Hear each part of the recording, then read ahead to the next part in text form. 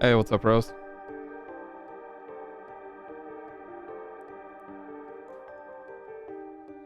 All right.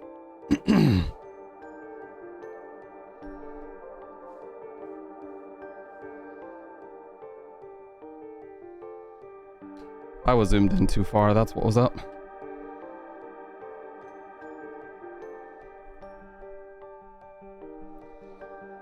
All right.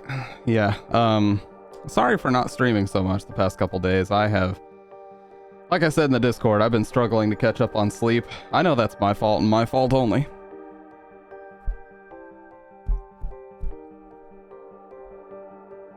I know that's my fault and my fault only, but still, that's true. Truth tellers only.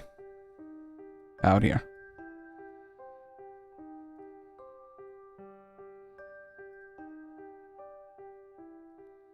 Today is a fuck it all day. I feel that.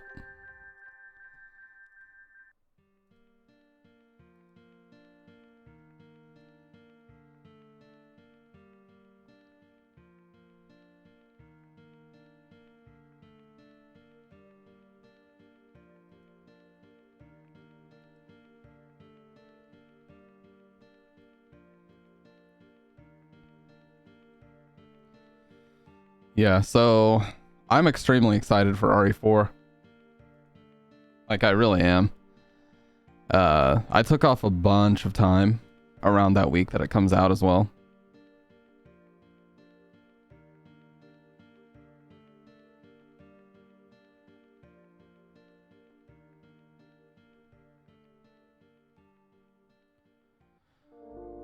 Oh, pulsating ambience. I always forgot that I put this on my playlist.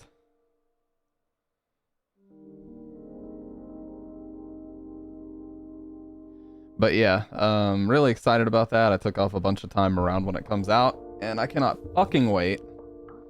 I'm going to play the shit out of it, possibly even 100% it. I had to change, I had to fucking change XLR cables again. This one doesn't grind against the ring. I mean, it touches it, but as you can hear, it doesn't really grind like the other one did. It touches it, but that's it. Because I hate having to use those little extension pieces. I think they just look awful. So now I don't have to worry about that anymore, and that's cool. Trying to commission an artist right now.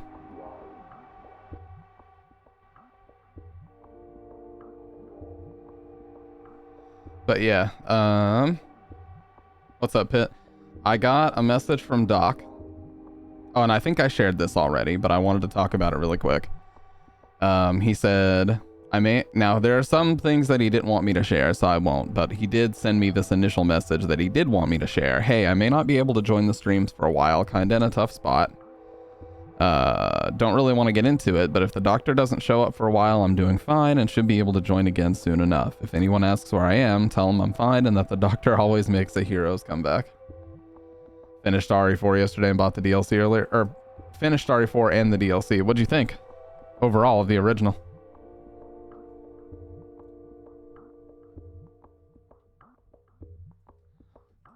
Dude, if you thought it was good now, imagine how insane that was back in 2005 to see that. I genuinely thought to myself, I don't think graphics or games will ever get any better. In 2005, now you gotta remember. Overrated? Well, like I said, you gotta go back to 2005 on the GameCube. That shit was revolutionary. Nowadays, yes, I can see why somebody would think it's overrated.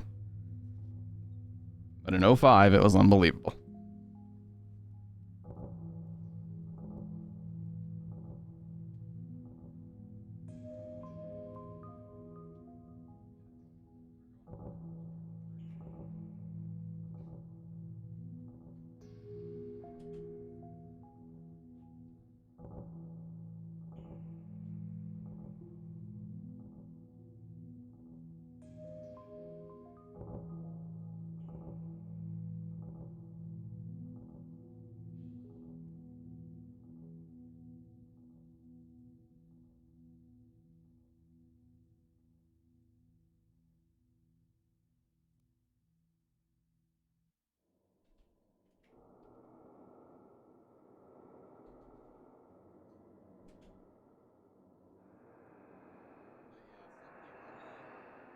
always been disappointed by.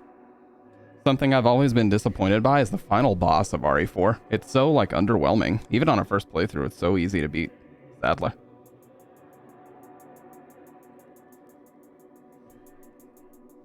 And the QTEs really don't sit well with me nowadays. Like, I don't enjoy mashing F or mashing E to get out of a situation. That's pretty annoying. But that's why they changed it for the remake. They specifically said they wanted to remove a lot of the QTE actions because they felt like they were dated. Oh yeah, there's very, very few puzzles.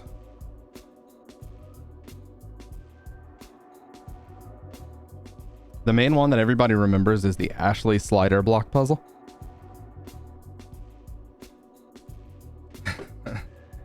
Oh yeah, dude, tons of lines are corny as fuck. When Salazar's talking about them succumbing to the infection, and he goes, "No thanks, bro." Fucking so stupid. Yeah, she just basically asks if he wants to fuck at the end of the game. That is very awkward. I'm glad he turns her down though, because imagine if he was just like, hell yeah, and then they just ride off into the distance. That'd be so fucking dumb. That would be the dumbest video game ending of all time.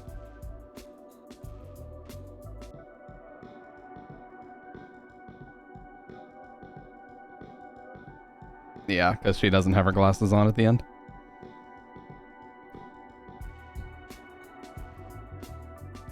Look, I never claimed it was a perfect game.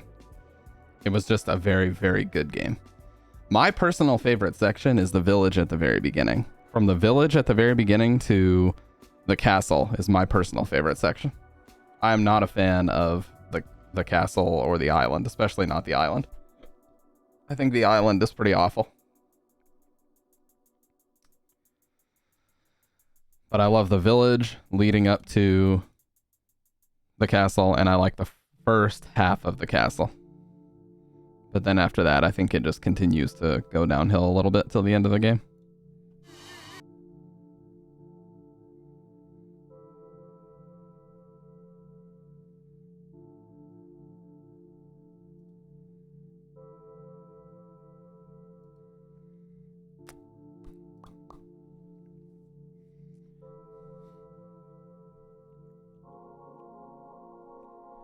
So I'm thinking about changing the background, you guys. I love my background, but I want it to be darker in general in here, and for the lighting to be a little bit more glowy and subtle instead of how it is now. So far I've played Remake, 2 Remake, 3 Remake, and OG RE4. RE5 is probably next, then RE4R, yeah. Honestly, did you play the demo? You said you played the demo, right? For RE4? Yeah, I think it's very faithfully updated. I think it's going to be a great game. I love that they took out the mashing QTEs and they added the knife parry. That's a good way to replace it. Very good way.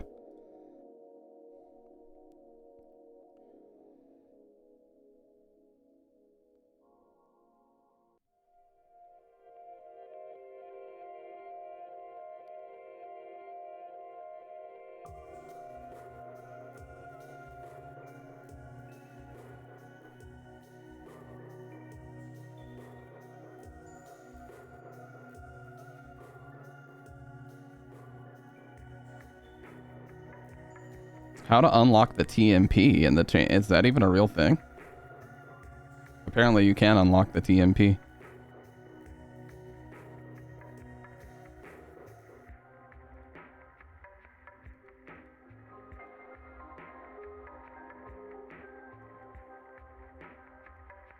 Yeah.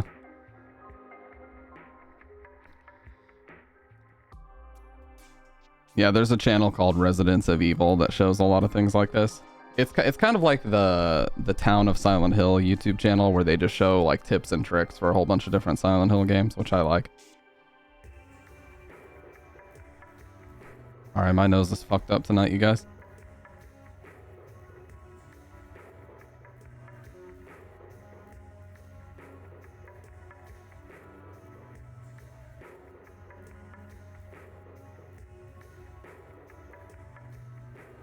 Yeah, me personally, I think the best Resident Evil game, console Resident Evil game that's ever been made, is a remake on the GameCube. I genuinely believe that. It is the embodiment of everything Resident Evil is about. It looks unbelievable. Even to this day, it still holds up really well.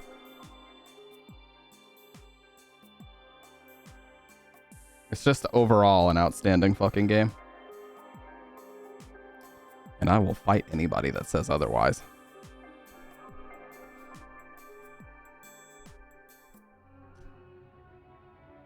I really will. I don't give a shit.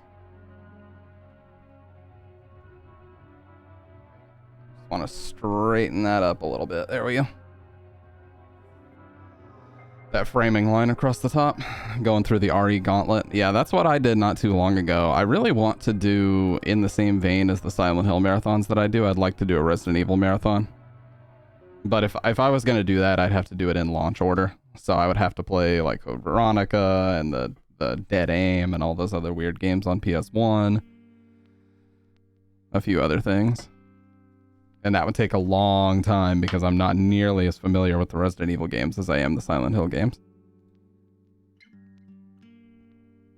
Yeah, I'm seeing a bunch of people on my friends list going back and playing the original RE4 now, which is cool.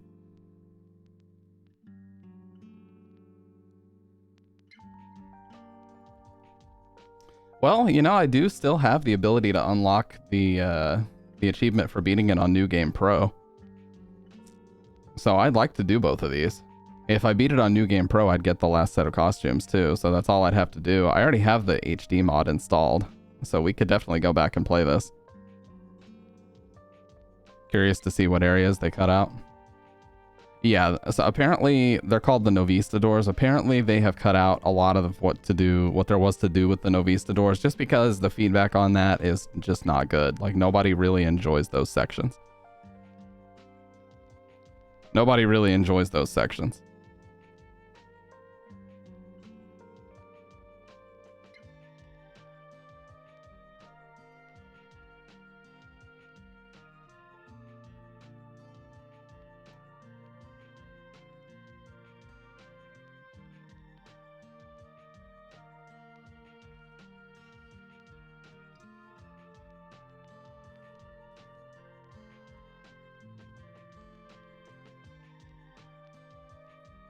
And they've also obviously changed some dialogue. They changed the whole, you know, Lewis telling Ashley that the president equipped his daughter with ballistics or whatever, and then it zooms in on her boobs. They took that out. Which, whatever. That's just a stupid throwaway line. It doesn't really matter. But I've already seen some people complaining that the game is quote-unquote going woke for getting rid of a single voice line. It's like, that was a dumb joke at the time. That wasn't even funny at the time.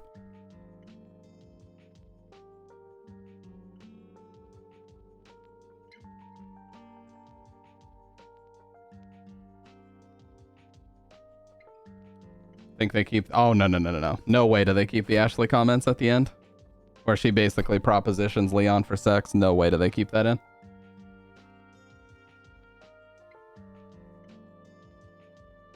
No way do they keep that in. Hell, I don't even know if they'll keep the jet ski thing in, period.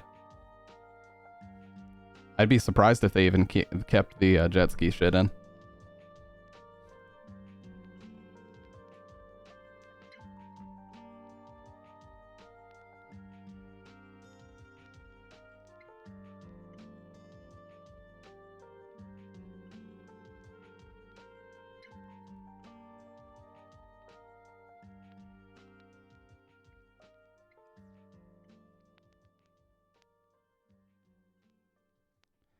But you got to remember, they definitely learn. Yeah, separate ways. I've played it. They definitely have learned from their mistakes with the remake, because whenever Resident Evil 4 Remake was first revealed, and I'm talking like just a teaser, not even any gameplay, the first thing that they said as far as marketing was that they were not going to do the same thing that happened with RE3 Remake, which was outsourcing it to a different team, because they heard the feedback and they knew it wasn't good. And they said they weren't going to do that again. So it makes perfect sense. The feedback was most certainly not good for RE3 Remake. What I constantly hear about it is It's a really polished game. It's a good looking game. It controls well, but it's just a horrible remake because all they did was cut content out. They didn't add anything. All they did was cut it. With RE2 Remake, they pretty much kept everything the same. They didn't cut anything out to my knowledge. I'm sure there are sections that are different, but they didn't straight up delete entire portions like they did for 3Make. Like the clock tower, indoor clock tower portion is completely gone. The park, the Raccoon City Park section is completely gone. And the lab at the end is totally different. It doesn't even work the same way. I would definitely recommend playing the original RE3. That's an excellent game. Yep, it's on PS3. It's still readily available. You can download it whenever you want. That is an excellent, excellent game. And also, the thing that I think kills 3Make more than anything is the fucking reveal of Nemesis is so piss poor. Like, why did they just have him fucking burst through Jill's apartment immediately? What is the best version? Honestly, I think the downloadable PS3 version is the best right now, just because Capcom they haven't made it available anywhere else. You do have to buy a PlayStation card because you can't just use a payment method on the PS3 store anymore. Something about the store, they had to remove that functionality. No, there's no PC version, which is ludicrous. Capcom and Konami need to get their shit together and just bring out a set of like Resident Evil 1, 2, and 3, Silent Hill 1, 2, and 3. They need to just bring out a collector's edition. You don't even have to like give them a bunch of fancy features. Just upscale them and make them playable. That's all you gotta do. About having a headache and back plus hip pain. My brother, aren't you almost have your own version of head, shoulders, knees, and toes? Yeah. Yeah, see, I'm getting to that age now. Like, I'm 28. I don't feel old per se, but I'm definitely getting to that age where like I can wake up and just have some really weird pain in my shoulder and lower back and shit. And I'm like, where did this even come from? I didn't do anything. I can just sleep weird and then wake up with some really bad soreness now, which never used to be the case. So I'm getting there. But that's okay. That's just more reason to take better care of myself. But yeah, the only thing that we do have is a GOG version of Silent Hill 4. That's all we have. But they have not ported Silent Hill 1, 2, or 3 to PC. And to my knowledge, no versions of Resident Evil are officially available to just download on Steam or whatever. Not the originals, at least. No upscaled versions of the PlayStation games. It's all remakes, and the GameCube remake is available, of course, as Resident Evil Ultimate HD Edition, I think is what they called it. Oh, I just realized there's a Capcom publisher sale. Have you played Village Pit? I thought I remembered us talking about Village in here with you. No, but I bought it. Yeah. My god, dude. They still want $19.99 for Street Fighter V this close to 6 being out. Are you shitting me? Well, I could pick up Dead Rising 2 and 3. They're $5.99 and $8.99. Dead Rising 3 Apocalypse Edition is $8.99, but I've heard those games aren't very good. But yeah, there's a publisher sale right now. So a lot of Capcom stuff. $40 for 7 and 8 gold. That's not bad. Pre-purchase Ghost Trick. That was a game that was on the DS ages ago. I'm surprised they brought that back. Yeah, it's from the same creator as Ace Attorney.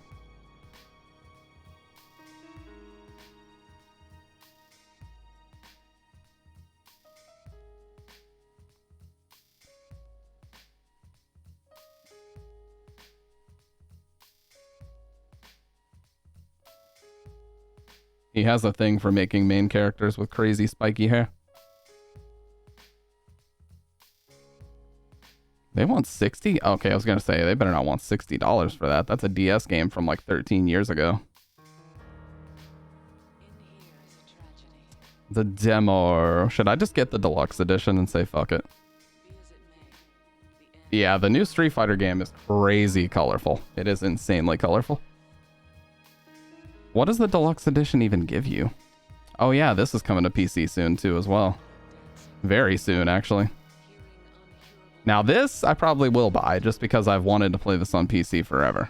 I probably will buy this. But if part 2 comes to PC, I will not be buying that, because I'm not a fan of the bait and switch they pulled with Joel. And I'm not going to go into detail because it's a spoiler, but basically they digitally altered the way that Joel looked in the trailers to trick us into thinking he was going to be more involved in the game, and then when the game came out, he wasn't very involved at all. That's all I'm going to say. So because of that, I feel that's very, very, very, very scummy, and I refuse to play Last of Us Part 2. You could call me petty for saying that, but in my head, if I want to remain happy, I just pretend that fucking Last of Us 2 never happened, and that this is the only game. And I'm much happier that way. So, as far as the PC specs here, my CPU is up here, but my GPU is right here. I have an RTX 3070 Founders, which is identical to a 2080 Ti in terms of performance. Like within 3%, we're talking margins. So I should theoretically be able to get much higher than 60 FPS because I'll be playing at 1080p. So if I can get around 100 FPS at 1080p, I've got a 10850K CPU with a 3070 and 32 gigs of RAM. So I should be in good shape to play the performance version, but I don't play at 1440p or 4K anyway, so I don't need that. But yeah, that's a lot of games. That's getting expensive even just for 2, man. Even just for 2, that shit is getting expensive. Dude, this guy on my friends list, yeah, I was gonna say, he owns more games than any other person I know, period.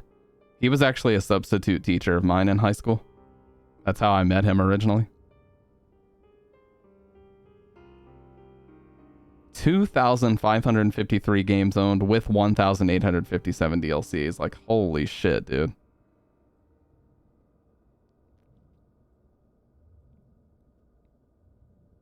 Oh, canceled.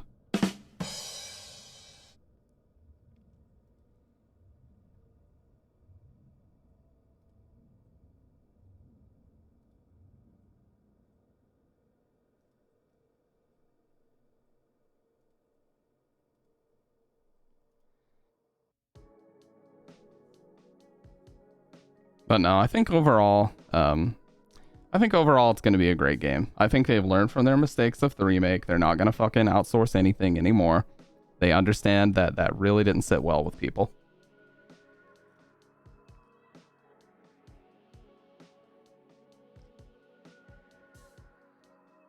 And on top of that, they're really considering the only changes they want to make are upgrading things. They don't want to just change things for the sake of it, like they said.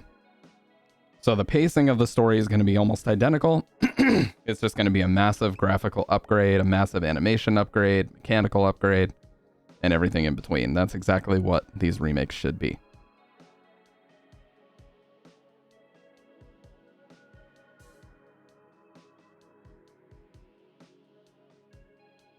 There's no reason why they should be changing story. They should be cutting out big sections of the game. There's no reason why.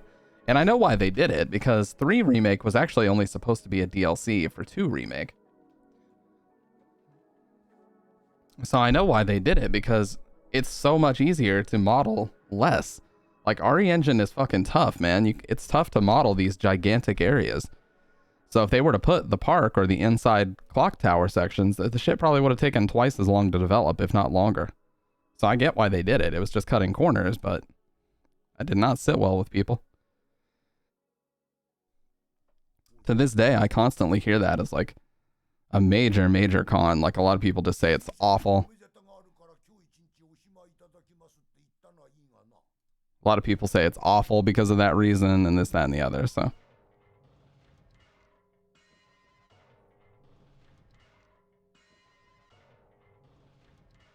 Call of Duty Major 3 tournament. Why is this a recommended channel for me? Dude, did you guys see the fucking... We were just talking about this the other day, but did you see the fucking Rocksteady Suicide Squad game that's literally just another live service game that's doomed to fail in like 6 months? And the response was so bad that they went ahead and delayed the game already just so they can make changes to hopefully appease people that are pissed off. Like, we waited how many years for a new Rocksteady game, and this is what we get. A fucking live service. Like, this is... Dude. Suicide Squad officially delayed indefinitely after furious fan backlash. Look at this bullshit. So, the trailer, the gameplay and all that, that's cute. But then... Oh, this may not be it.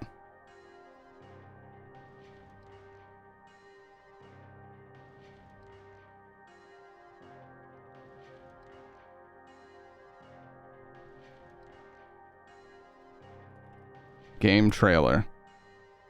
Okay, this might be it. There's one video where it basically shows the developers sitting here talking. Yeah, game overview trailer. I'm pretty sure this is it.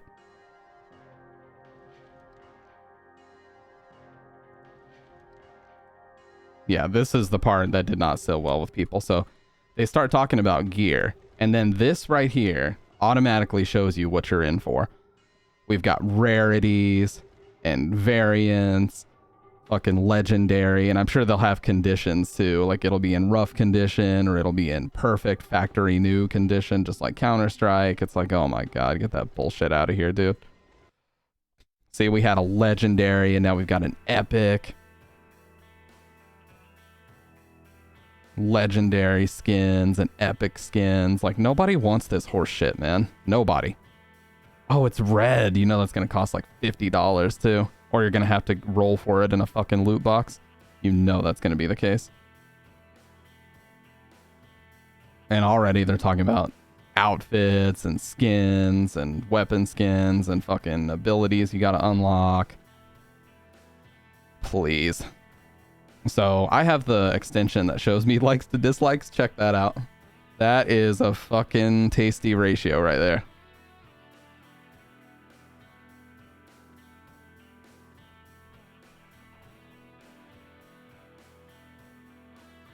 My favorite part is how they took all these very distinct characters and turned them all into slightly different variations of guy with an automatic rifle. RPG elements, bullet sponge enemies, battle pass progression, level tiered gear, loot, glowing weak points, and hero-based loadouts with more heroes to come. I'm calling it now. This is going to be Marvel's Avengers all over again. Dead on arrival. It's like every AAA game studio is trying to make the exact same game that no one asked for. Yeah, that's exactly what they're doing. Like, this is just more live service bullshit. And if you didn't realize, live service games are actually dying left and right now. Marvel's Avengers has already got like basically a strict end date. Like, on this day, it is just dead and will no longer be supported, period. Like, you can still play the game, but all the live service features will be disabled. And several others are like that too. I was watching Yang Ya's video about it yesterday. Like, there are so many live service games that are just dying left and right. And so people are like, well, why would I bother supporting this? Because it's just going to happen again.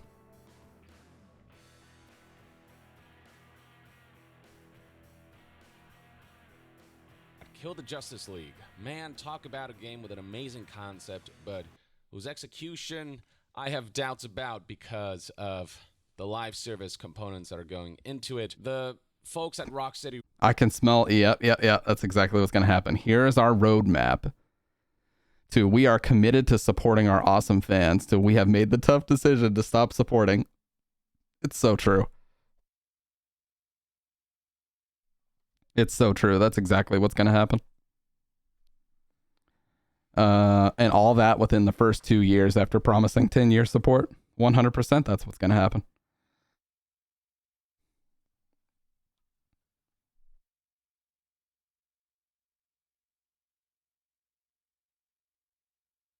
Like, people got to understand, like, these companies are done making good games. They're literally just driven by the investors. to make every console game into a fucking slightly more fleshed out version of a mobile gacha game. That's all that they want. That's what they want this to turn into. Imagine paying $70 for an incomplete package and have to spend hundreds of dollars just to try to get a complete package. Well, no, there's absolutely, there's still great games coming out, but are they multiplayer or are they single player? Single player. I'm talking about multiplayer games, though. Single player games, I think, are actually doing really well right now. I think they're actually doing better than they have in years. Because the rise of streaming has really helped single player games succeed. And developers know about speedrunning. Like, they know about it.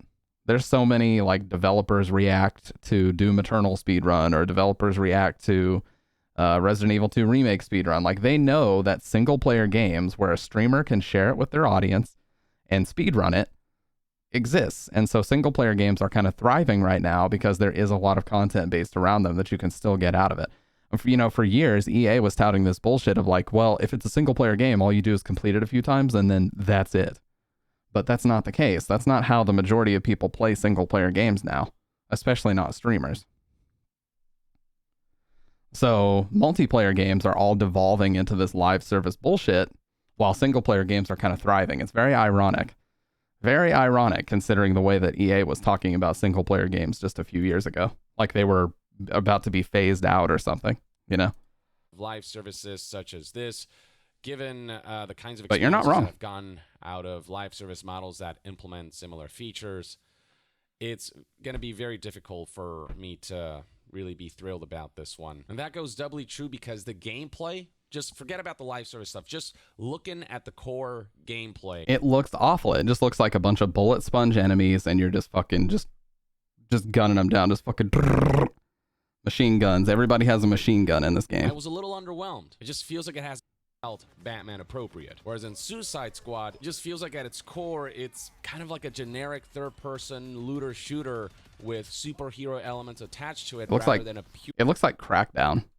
I'll hold out judgment, but you know what they showed us, I don't know, it was just not jiving with me. And I don't know if it was just me, but looking at the gameplay, there were aspects of it that looked janky, the animation transitions and whatnot. There was just something about it that felt very looter shootery. When you look at multiplayer games, you can tell that there has to be a sacrifice in fidelity to accommodate the technical aspects of multiplayer, whereas in a single player experience, because it's an isolated instance, you can really push the graphics and animation fidelity. And I feel like some of that gets lost in it just feels like every character just jumps really high up in the air and then just guns something down, like just uses a machine gun to shoot the shit out of something after jumping really high in the air. That's all I'm seeing here. Primarily a multiplayer experience. You can play it single player with bots, but it feels very much like it is a live service a la Marvel's Avengers. I do think it looks better than Marvel's Avengers, though that's not saying much, but it's got those vibes of, oh, I'm going to be grinding a overall level design, game design, set piece design, and whatnot will be held back, that the campaign won't feel like it has that level of handcraftedness that single player focused experiences do. The kind of hand this game has more. But yeah, he shows the part that I was talking about, which is the live service horseshit. With a friend, 2 friends, or 3 friends. For the single player fan, or they show the rarities. Marvel's Avengers-esque, filling in the role of the squad, so but hopefully with feel like you're part of better the team, design levels and you can switch them if you want. missions Like King Shark and now, activities. Or we can say, well, I think Harley will The be better gameplay. for this mission, so I'm going to switch over and we're going to try her out.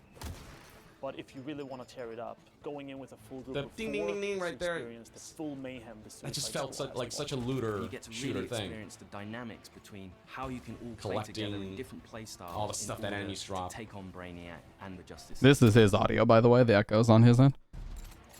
All the fun is right here. There's a smoothness to the gameplay. Launched. We're going to deliver lots of new content to our players. We're going to have new playable characters, new weapons, and new missions. I don't care about that. Like, you're talking to me about a DLC roadmap, and you don't even know if the game is successful. This is what kills me. All these games fail because they're sitting here acting like there's a 5, 6, 7 year content roadmap, and they don't even know if it's going to be successful enough to support that yet. They're just talking about this shit that's like 6, 7 years in the future to try to get you in. Dude, nobody's gonna...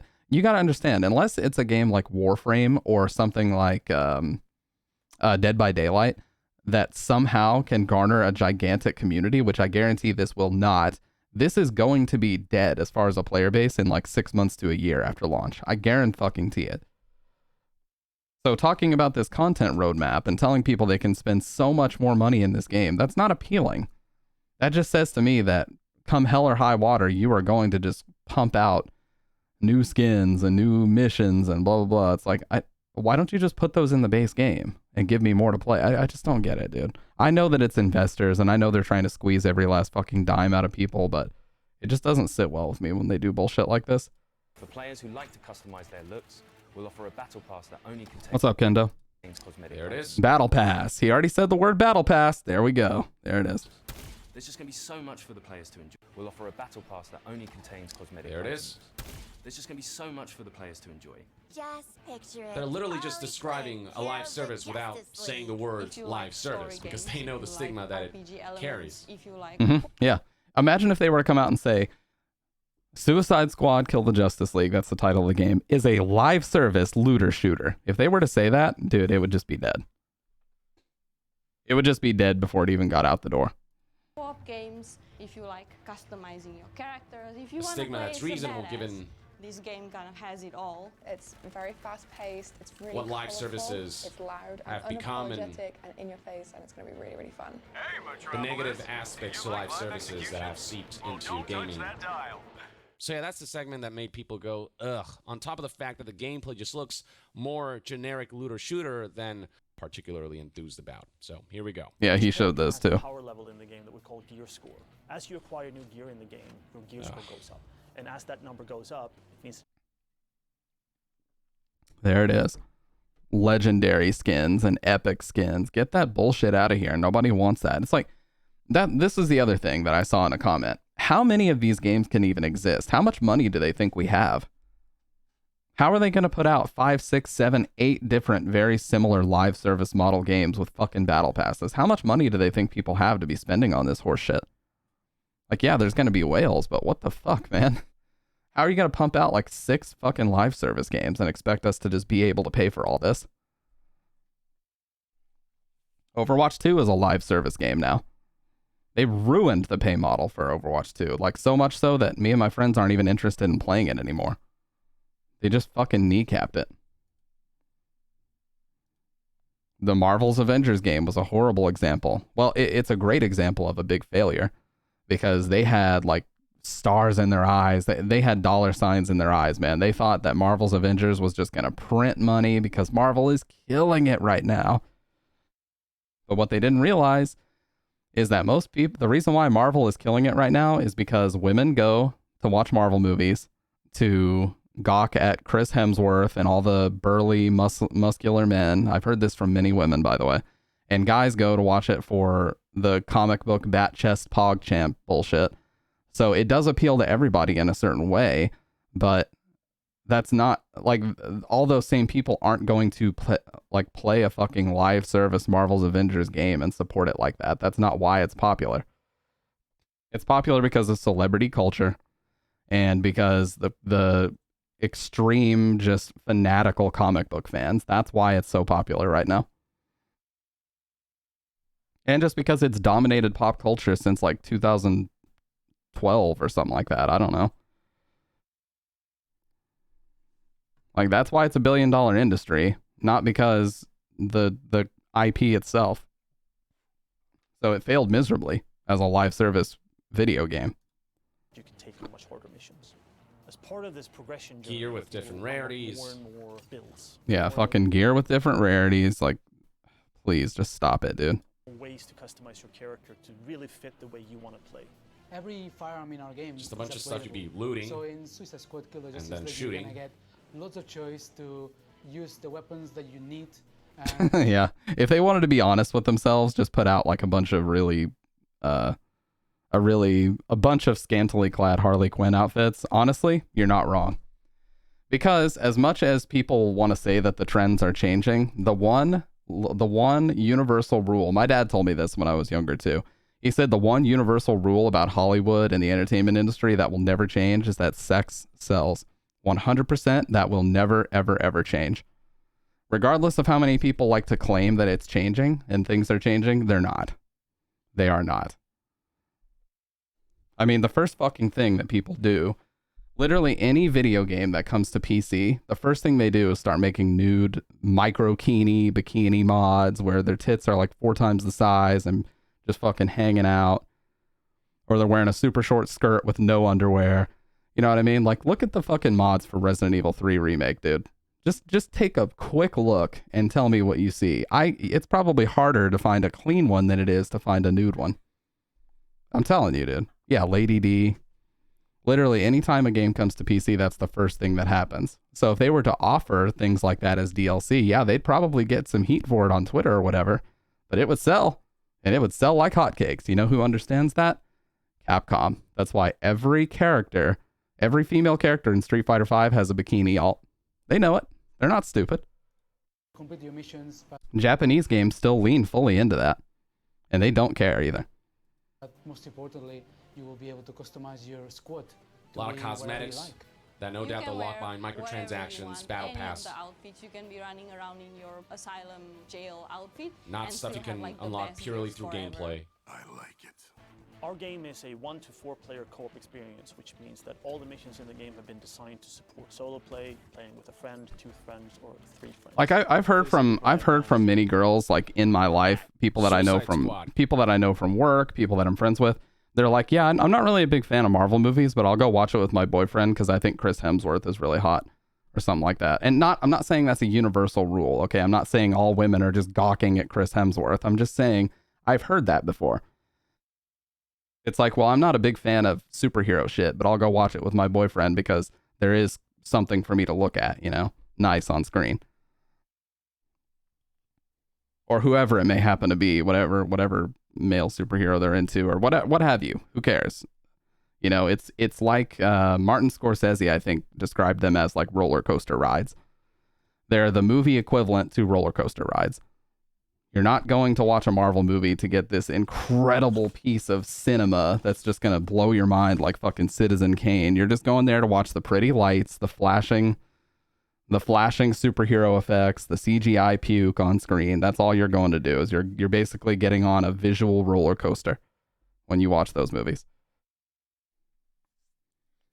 Also disclosed on the game's official page's FAQ. It's also worth noting that last month on January 2023, there was a Suicide Squad leak that was first posted to 4chan before it spread to other social media platforms and forums and news outlets. Warzone-like UI battle pass menu. Oh my god. And let me be clear, I don't really care too much about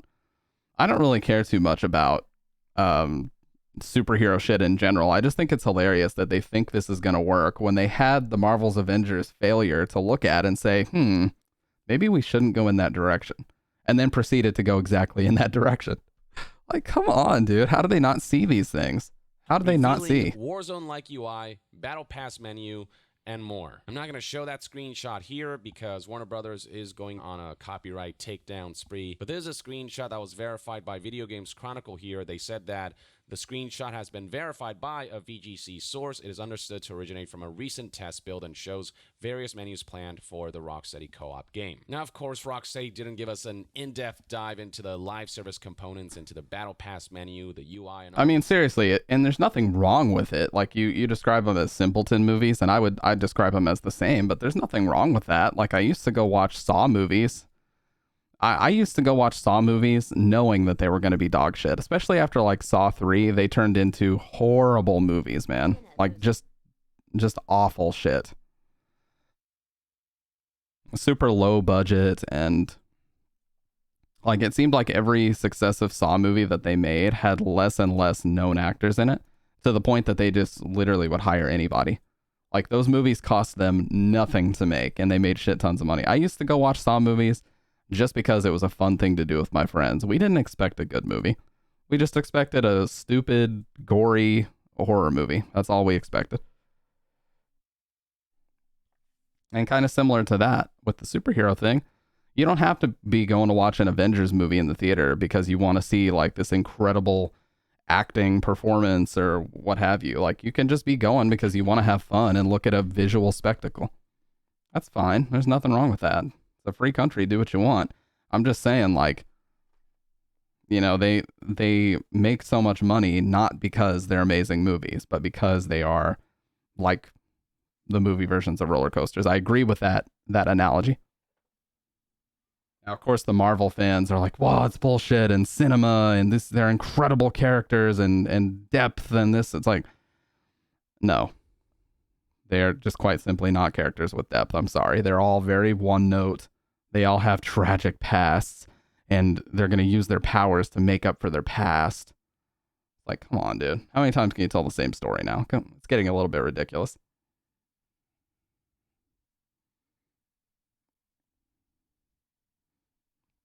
Somebody in their past is dead, and they refuse to let the same thing happen again. So they're going to use their powers to make sure nobody has to go through that again.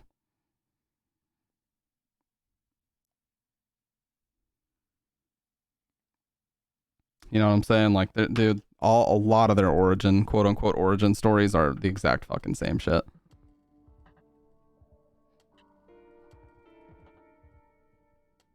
There's only so many angles you can go at with superheroes, quote unquote, before, like, honestly, how many origin stories can there even be? Like, radioactive shit, dude gets bitten by a radioactive spider, guy, it's so, they get so similar at a certain point, dude. It's just ridiculous.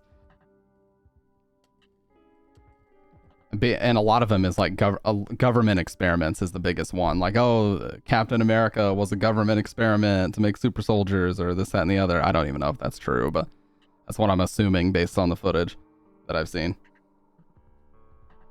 But it's always some kind of secret military / government testing, or it's like some radioactive shit. It's just so like samey.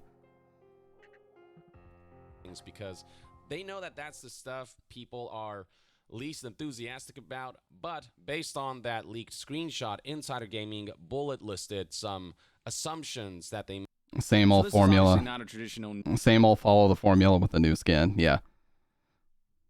Yeah. So, oh my God, Forspoken. I haven't really even talked about this either, but you guys, I don't know if you guys have seen this goddamn clip. It is so fucking horrible. Forspoken, worst / funniest dialogue. This can't be a real game.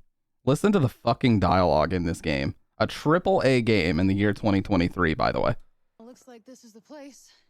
Seems like it's seen better days. And this is straight up like desperately trying to emulate the Marvel movie writing formula. The Joss Whedon, did that really just happen, bro? Style of writing. It's so it's just listen, it's terrible. Well, you're not going to find what you're looking for out here. I know.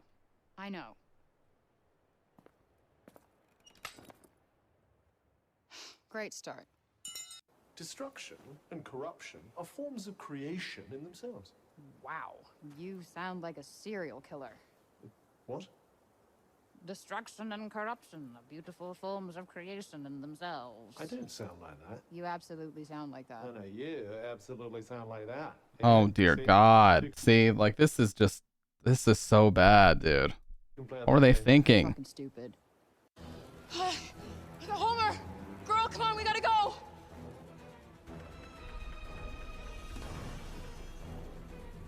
Gotta find Homer first. Gotta find Homer first. Gotta find Homer first. You can't grab the money. Gotta find Homer first. Gotta find Homer first. Which is like the main plot device for the game. Homer! Come on, baby!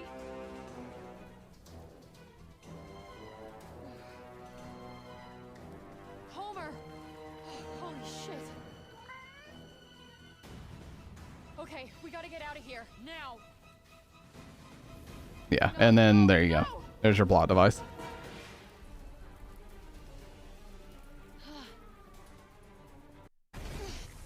Oh, this is the worst one, dude. I saw this clip on Twitter around when the game first came out, and I was like, this isn't real. I genuinely thought somebody did one of those overdubs.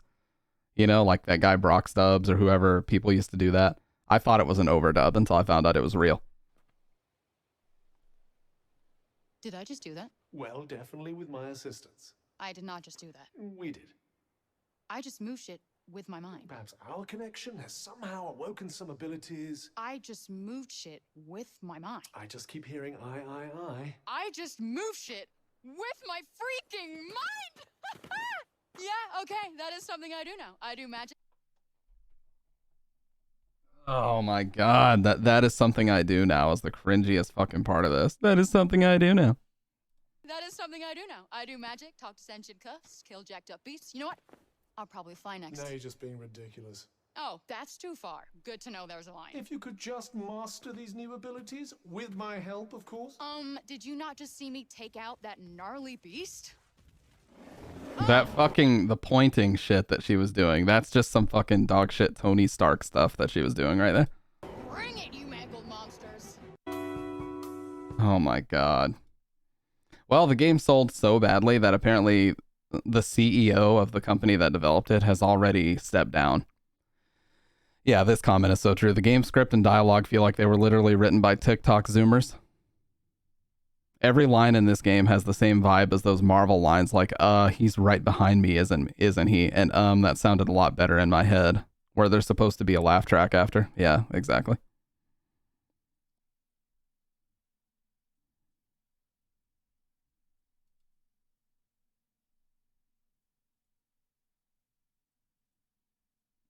God. Yeah, so that just happened. Dear God. This is what happens when Marvel humor makes billions. Others desperately try to replicate it.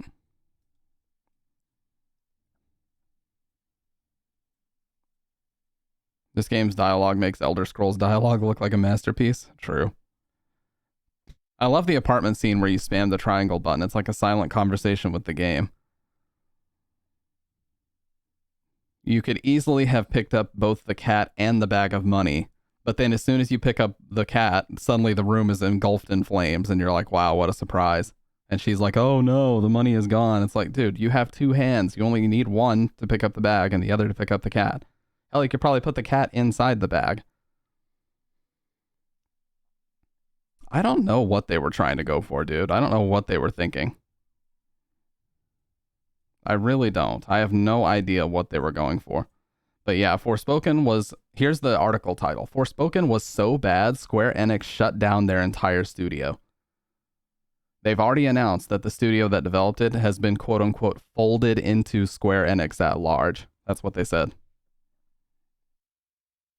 And I'm not blaming the actress or anything. Dude, you can only do so much with shit dialogue. I'm serious.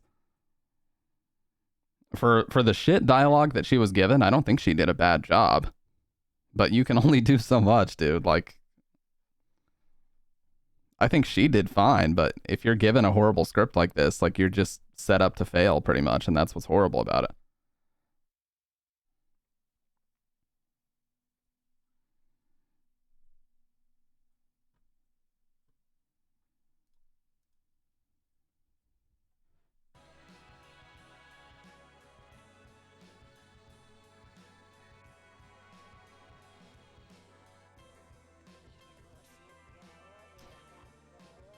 Well,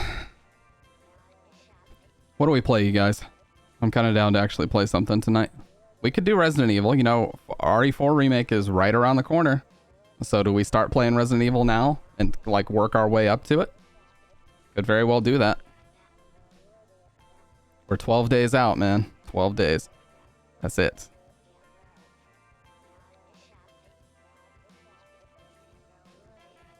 Oh, shit. No.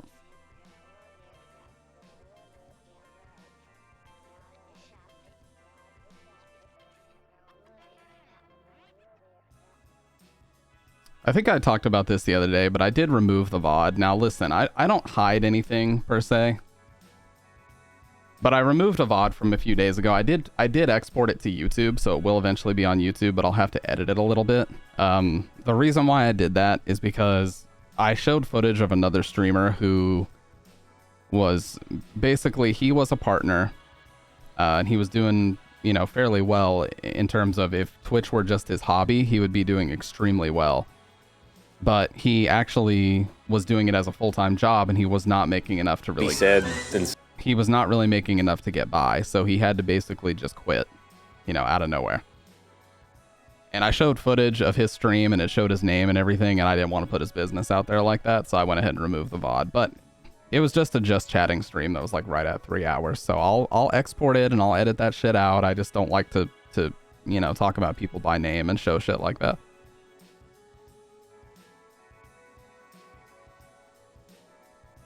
But yeah, it seems like that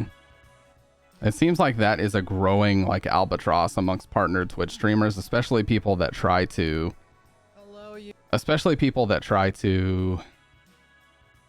do it full time preemptively. Like sometimes people will get kind of a whiff of success, they'll become a Twitch partner, and then almost immediately they're like, you know what, now's the time, I'm gonna go full time. And being full time is so different than doing this shit as a hobby. I tell you, it's a completely different vibe. Like, let me see here. It's a completely different vibe. Like doing Twitch as a hobby is a blast. I think it's one of the most fun hobbies you can do. Just live streaming in general, if that's something that you're into. But trying to go full time, either preemptively or before, you know, your numbers are where they really can be to sustain like paying bills and your rent and actually having a cushion of income, it's very, very hard, almost impossible to get there nowadays. And that's just a fact. The only way that you can actually get yourself there is to build up a significant audience on another website, like either TikTok or YouTube. Those are the two main options. You have to really be pumping out some great YouTube content, like really edited stuff, long form videos that are going to get people to watch. Yeah, kids nowadays want to be a streamer when they grow up, but every day that passes where streaming is a career for some people, it gets even harder for new people to pop up. And I never talk about numbers because I'm not, this isn't a numbers game to me, but just thinking about the fact that, you know, how tough would it be to start a brand new Twitch account and try to even get to like 600 followers nowadays? It'd be almost impossible. Almost fucking impossible, dude. Actually. Because the way that Twitch works is their algorithm. Well, it's not even the algorithm. It's just how they've set up the website. Everything's sorted by highest viewers. It's not sorted by recommended channels or anything. It's all sorted by highest viewers. So unless you are high enough in viewers to be, you know, able to be clicked on from the main screen, it's just not going to happen. Nobody's going to click on your stuff. They're not going to want to scroll. Now, to some people's credit, they will specifically look for channels that have either low viewership or they just like what they see on screen and they just click into it because they just want to see what's up. Some people do that. You know, some people have found this stream by doing that. But by and large, you have to be in a category, and just chatting is the hardest one because there's a lot of people in just chatting, like you know, the #1 and #2 Twitch streamers that have like the 60 to 100k concurrent viewers. So the shit's not easy at all to make it work. So you have to scroll for hours, not literally, but you would have to scroll forever to find someone stream in the just chatting category. I mean, look at this shit. Oh wow, there's a guy streaming himself being an Uber driver. That's crazy. I really hope that I'm wrong about this, but I can see this ending in disaster.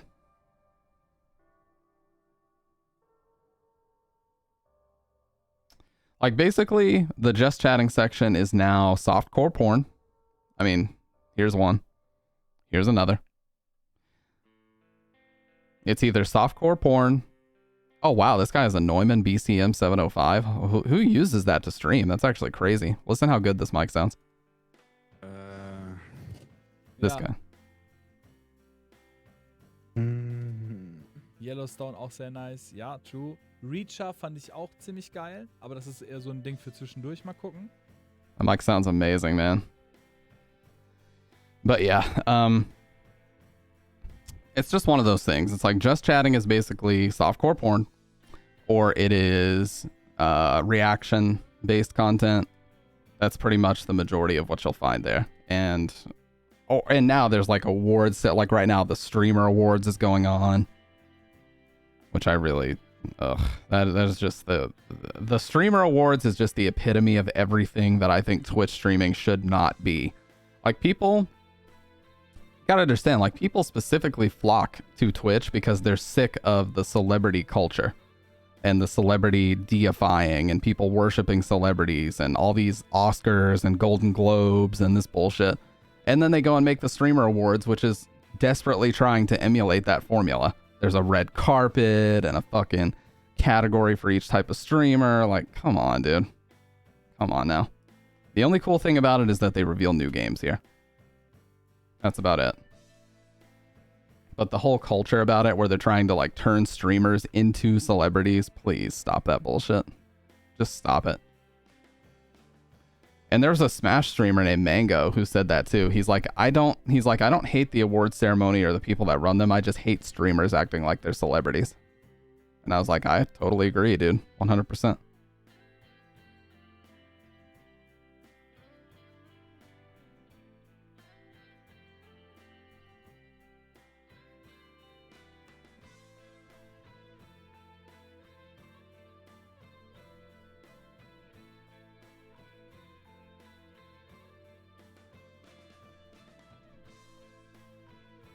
Holy shit.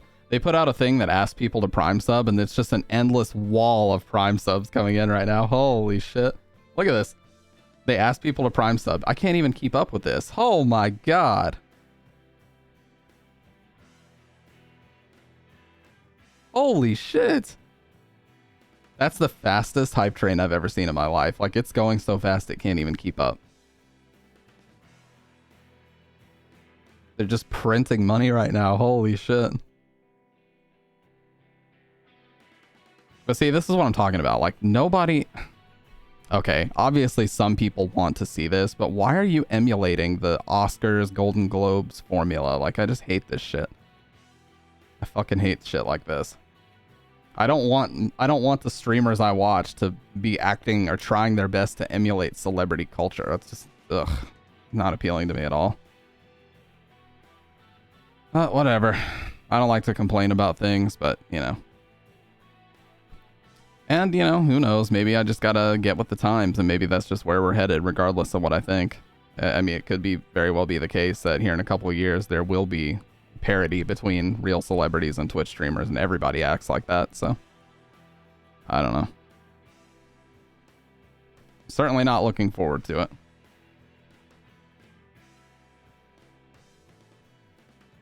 And part of it does come from the fact that I've been active on this website since 2010. I created my account very early 2011, but I really started watching streams on Ustream. The first person I ever watched on Ustream was a guy named Azurite Reaction, and he used to stream himself playing Rock Band 2 drums. Right around when Rock Band 2 came out, so like October or November 2008 was when I started watching live streams. And back then, I think 240p was even not possible. I think 144p was the best quality that you could actually live stream at, because websites just couldn't support that.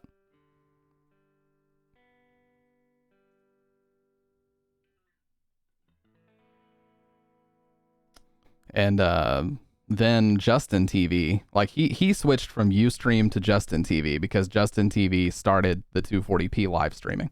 And so you could go to Justin TV, and the main thing that I noticed about JTV right off the bat was the chat was way better.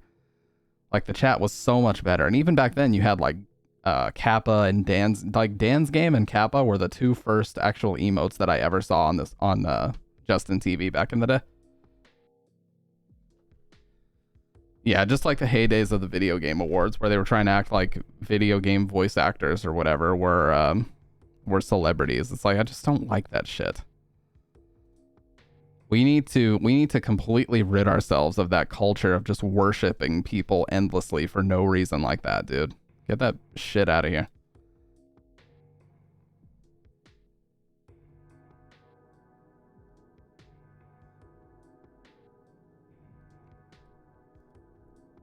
It's just not healthy for anybody to be worshiping people like that. They're just fucking people. If you like what they do, support what they do, watch their stream, talk in their chat, but this desperately trying to emulate celebrity culture stuff, I'm not really a fan of it. And like I said, my opinion means fuck all. Nobody gives a shit, and that's fine. I don't think my opinion means anything. I'm not delusional about it. There are a lot of people that are, and they'll think that whatever they think is like rule or law. Nah, man. My opinion's definitely not the mainstream opinion, and I don't care if anybody thinks that it is. It just, I'm seeing what happened with YouTube going on here, and there's going to come a point where people try to get away from this happening on Twitch, and so they go somewhere else, you know? Like, this is the time, if there was another website, or maybe YouTube really wanted to take over the game, now would be the time to do it, because people would be running away from this celebrity culture horseshit to find the next thing to help them escape from that.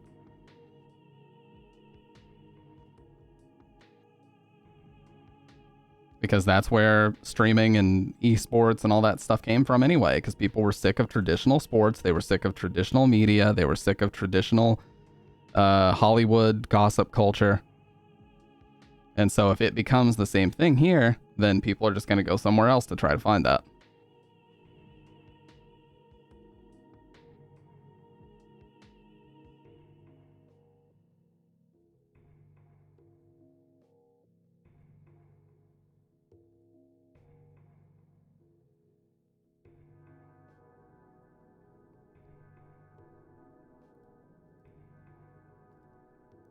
But like I said, a lot of this just comes from me being old as fuck and coming from the days where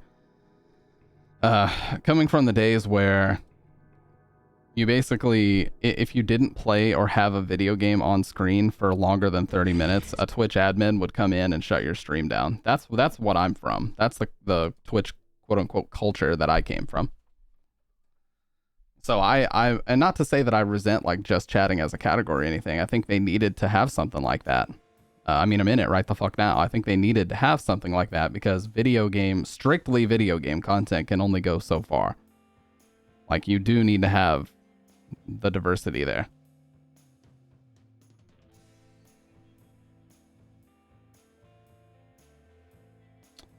But it just, you know, I don't know. I feel like we've swung so far in the other direction at this point that the game streaming portion of it is not even, like, how to be successful on Twitch anymore. The best example of a gaming channel that can still be just as successful as the major players is Maximilian. Maximilian pulls like 10,000 viewers no matter what the fuck is on his screen. He's got like 10,000 viewers. That's the definition of a successful game streamer right there. But you know how hard it is to obtain that nowadays? Virtually impossible.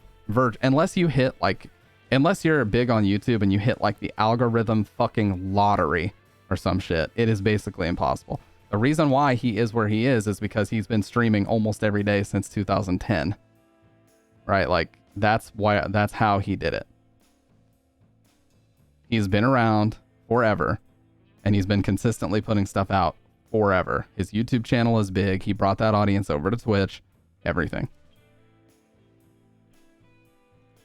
But the problem is, if you didn't start this in 2010, like in my experience, I wasn't even old enough. I couldn't do that at the time because like I was fucking like 12 and 13 years old when Twitch started to pop off.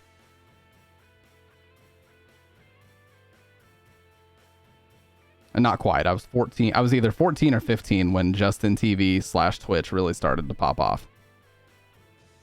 And I just did not. You know, you could argue, I didn't have a PC that was good enough to do it at the time. Like I was going to say, you could argue that, oh, well, that means you had like infinite time because you were just in school. But no, dude, like I did not have time for it. And back then there was I've talked about this before too. There was a likelihood that if you were streaming a horror game, especially, you might actually be the only person on the entire website streaming that game.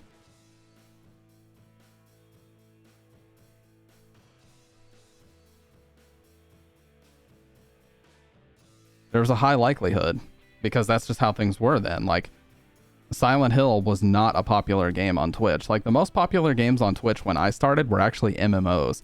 People like Kripparrian were playing, you know, Diablo 3 when it came out, or World of Warcraft was soda popping. Like, MMOs were fucking just popping off when I first started on Twitch.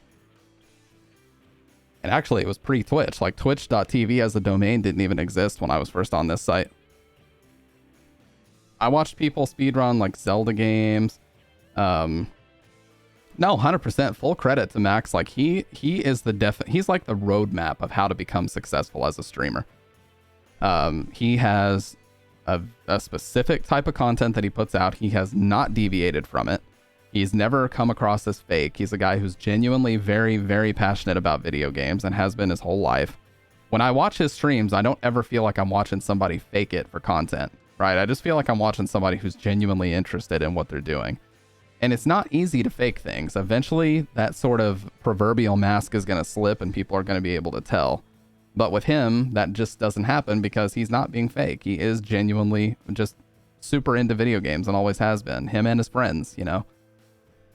So he's definitely like the definition of a roadmap. Like, you build your audience on YouTube by making just really solid content. He started in fighting game content and what have you.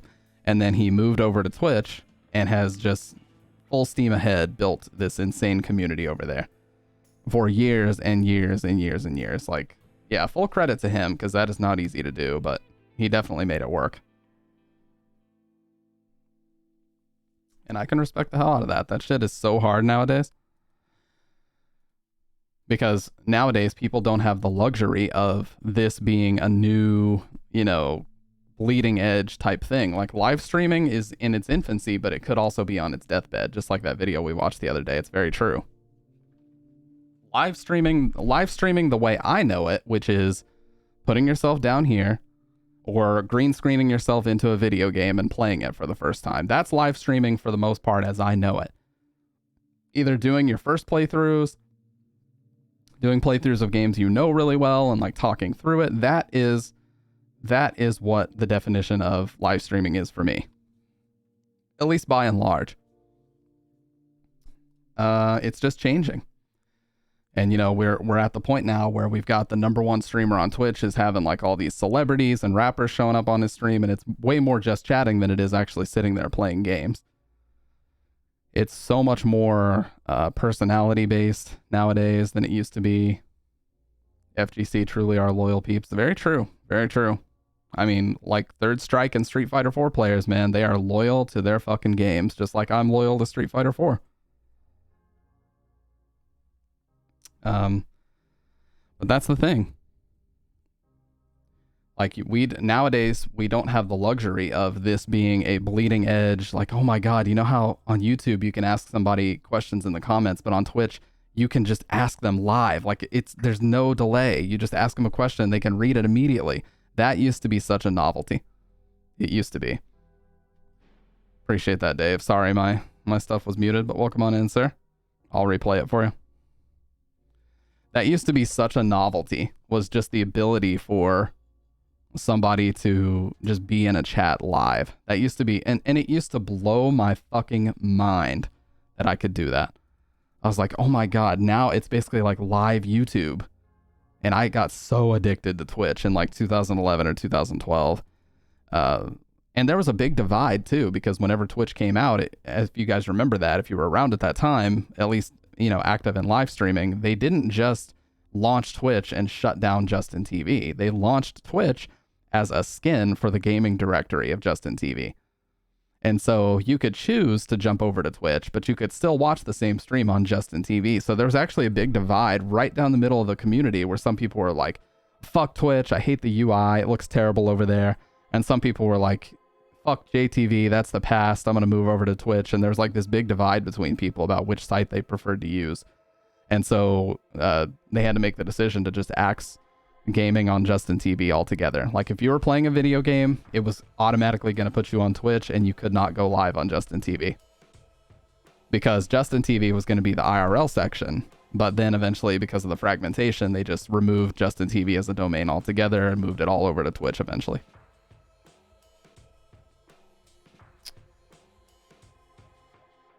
Oh yeah, I was going to replay them. Sorry, I got way too sidetracked.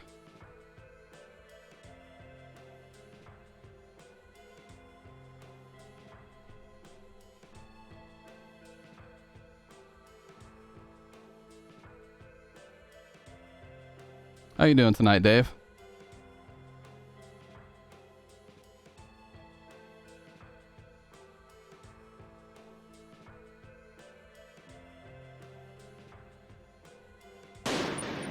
Yeah, there we go.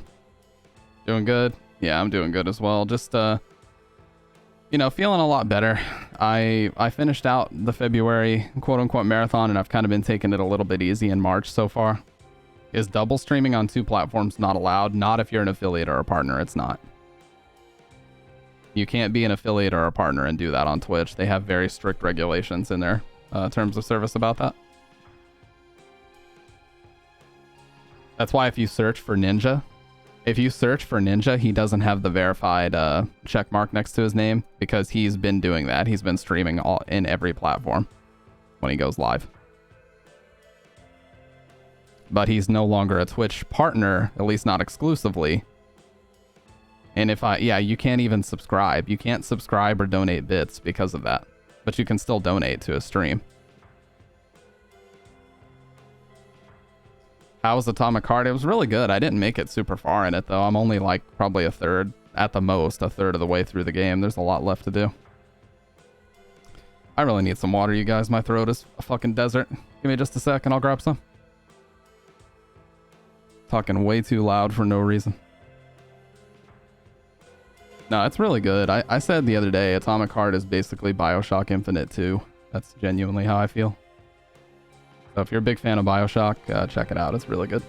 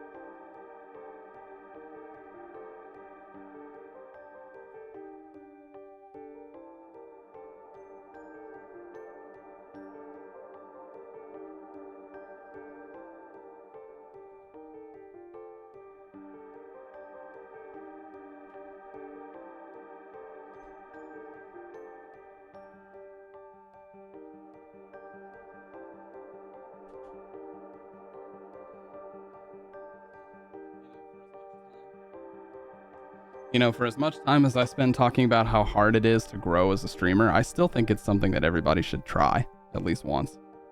I really do believe that.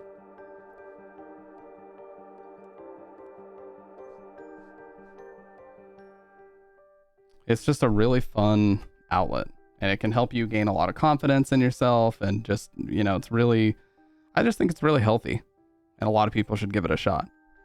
Now, there's a lot of toxicity, and you have to be ready for that. You have got to be ready for that.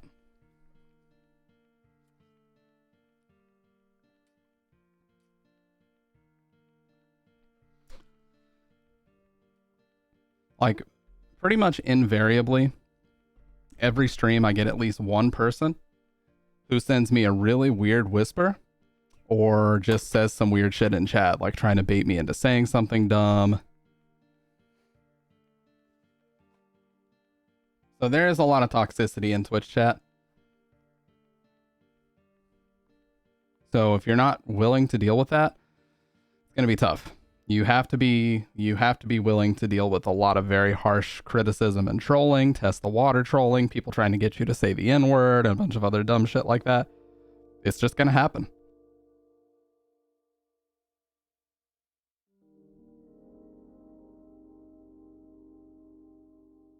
I fucking love that stream, Stoned. I was watching that for like 3 hours yesterday, just fucking dying laughing. Oh, nothing to worry about, Superintendent Chalmers. It's only the Babadook.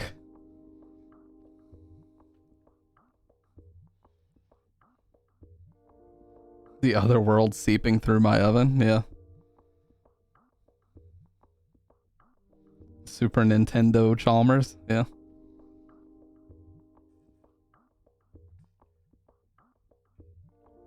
But that's the thing, like,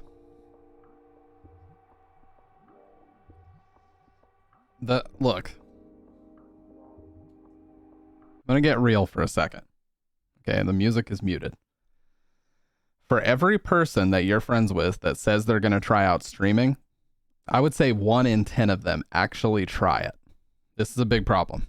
I'd say 1 in 10 of them actually try it. Because most people, and I've had a lot of my friends tell me, yeah, I want to start being a streamer. I want to start streaming and taking it seriously.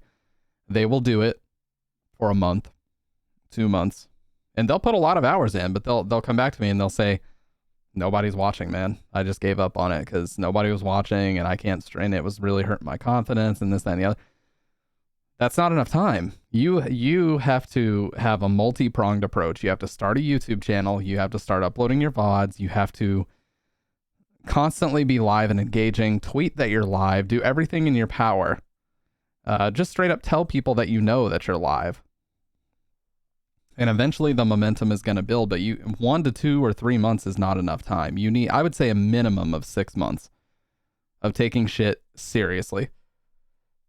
You know, giving yourself a schedule, playing the same games at the same times consistently, that type of thing. And you need to figure out right off the bat what your shtick is going to be. Mine has always been Silent Hill.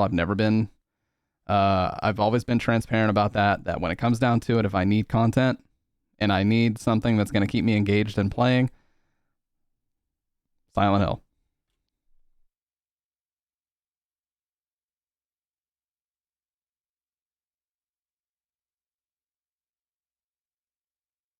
Tweet people that you're alive. Yeah. Well, the thing is, like, I have not used my Twitter in a very long time, but that's just because I don't like it as a social media platform. I think that it encourages negativity, complaining, adding companies to try to complain about things, and I'm just not really interested in doing that. Political arguments. It's just the embodiment of a social media platform that I want nothing to do with. Twisting your words is a big one too. Like the analogy that people always give is like the waffle and pancake thing. If somebody asks for your opinion on something, they ask you to choose between waffles and pancakes. You as a person cannot just simply choose between the two, because if you choose one, then they're going to come back and say, oh, so you fucking hate waffles and you think everybody that likes waffles is an idiot? Or, you know, whatever it happens to be. Like they'll just put words in your mouth and just change it up to where you have to now defend yourself for a completely normal statement. And also putting words in your mouth and changing the intention behind what you were saying to try to force you into a position where you have to now defend yourself. People want to screenshot every tweet that you make and use it as cancellation material. It's just, dude, it's just a social media platform that I want nothing to do with. You know what I mean? Waffles versus pancakes. Yeah.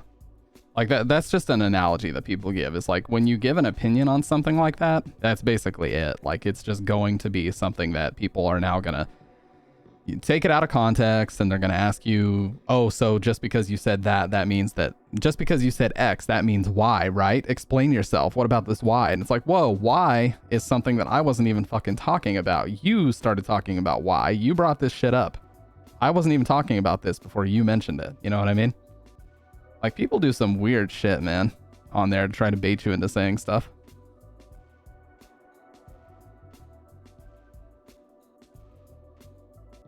Yeah, opinions are like assholes. Everybody's got one, and nobody needs to be going around, never mind. But yes, you're 100% right. The only thing that I would ever use Twitter for is something that would not help my Twitter grow anyway, so there's like no point to it. But the only thing I would use that website for is just to tweet that I'm live. And specifically to talk about games. Like I would have to keep the vision, keep the blinders on, and keep everything so narrow in terms of what I discuss. It would have to be strictly video game criticism threads or something similar, because if you even slightly deviate, it's just over. Like, people are gonna, again, they're gonna try to twist your words and put words in your mouth and all that other shit. And the other thing I love is when you as a streamer make it very clear that you do not want political discussions, and then people come to you and say, wow, because you are a streamer, and I'm not talking about me, but this has happened a lot. They're like, because you are a streamer, you are obligated to talk about this, because if you don't, you're siding with the enemy. And it's like, whoa, whoa, whoa. I just want to click the start streaming button and play video games. Why are you trying to rope me into this political discussion, you know? Like, there's a lot of pressure on big streamers to speak out on certain issues. Even if they don't want to, they're like pressured like crazy to speak out on everything. It's like, why am I not allowed to just not have an opinion on this? Can I just not throw the 1/quintillionth opinion into the fucking mix, please? Leave me alone. So you are silent. Exactly. Oh, so you're silencing voices? You're trying to encourage people to just shut up and take it? Whoa, whoa, whoa. You know what I mean? It's like, they've just escalated at 6 levels for no reason, and you weren't even talking about that shit. That's how Twitter is, man. Like, if I were to ever become active on there, my block list would be unbelievable, because, you know, the policy that I would subscribe to is just like, if you breathe wrong, I'm just going to block you. Like, I'm just not going to even... I'm not even going to entertain that horse shit. I'm just going to insta-block and just move on. And then, but then, of course, if you do that, then everybody starts, oh, well, he can't take criticism. It's like, there's just no winning. And that's why I'm not on Twitter. It's a multifaceted reason, but straight up, I just think it's a very toxic social media website that I want nothing to do with. Honestly. Like, I can take critique just fine. I just don't appreciate when people are trying to bait me into saying something, or, you know, just be really shady about shit. That's the type of shit I can't stand.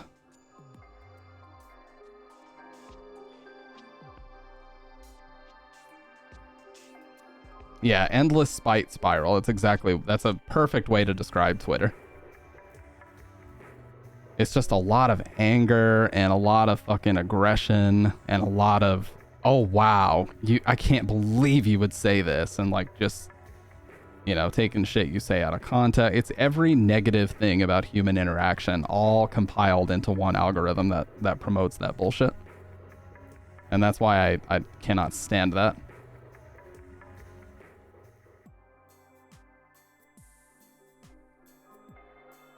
People don't feel alive these days unless they feel like they're fighting the good fight in Twitter threads. Oh, for sure. Like, if you've ever seen a quote-unquote spicy tweet that's political or whatever, what have you, you go down and you'll see this thread of 2 accounts fighting and fighting and fighting and going back and forth trying to own the one person, and then somebody comes back with a zinger, and then somebody comes back with a personal insult, and then somebody brings up follower count, and then somebody brings up who paid for Twitter and who didn't pay for Twitter, and it just goes on and on and on and on. It's like hours and hours and hours worth of replies between these 2 accounts, and it's like, did you guys not realize at any point throughout this worthless interaction that it was a waste of time?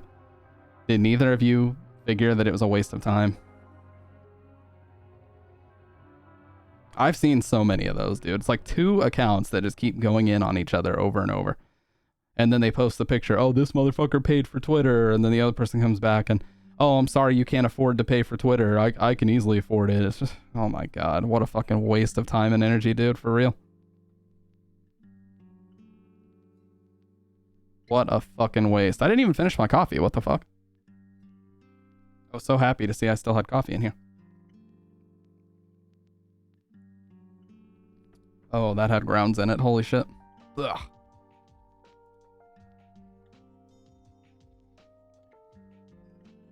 Oh, that was awful. Holy shit.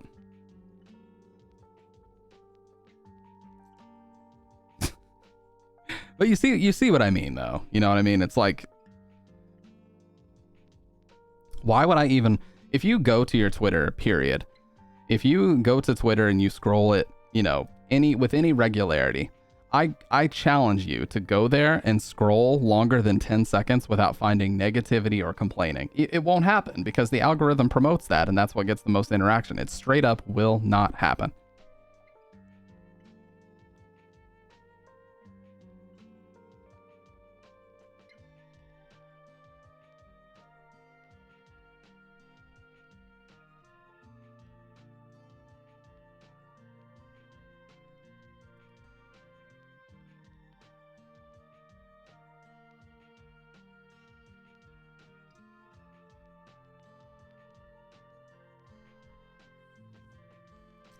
The only thing that happens on Twitter is political arguments, negativity, complaining, or celebrity worship. Like Jenna Ortega is trending. Aubrey Plaza and Jenna Ortega, this vibe is everything. She's such a queen. Oh my god. She's such a talent. Oh my god. Yeah, she's an actress. And they'll even extend their feud on other platforms. Oh, 100%. Like Twitch streamers especially, they'll use it to make content out of it. Like back in the day, this vibe, oh my god, I hate this shit. Back in the day, what used to happen is it was basically the Keemstar formula. So Keemstar was banned on YouTube long time ago, right? Well, he came back with the Drama Alert show, and people were like, how can he run this? He was banned from YouTube. Well, the way that it works is he doesn't run that channel or anything to do with the AdSense on it. Somebody else does. So he's basically just the host, but he's not running the account, and so he was able to skirt around his YouTube ban. By the way, he's still banned on YouTube to this day. It was a permanent ban. But what he would used to do is he would tweet things that were purposefully inflammatory and even accusatory, just accuse YouTubers of doing things or being greedy or this, that, and the other. And what would happen is they would respond, of course. And then when they responded, then they would both make content out of it. So the streamer that would respond would say, Keemstar called me out on Twitter and I owned him. I owned his ass. And that would be the 10-minute YouTube video. And then Keemstar would make a video and just name the person and say, is Insecure called out on Twitter and he didn't like it very much. You know what I mean? Like both people would make content out of it.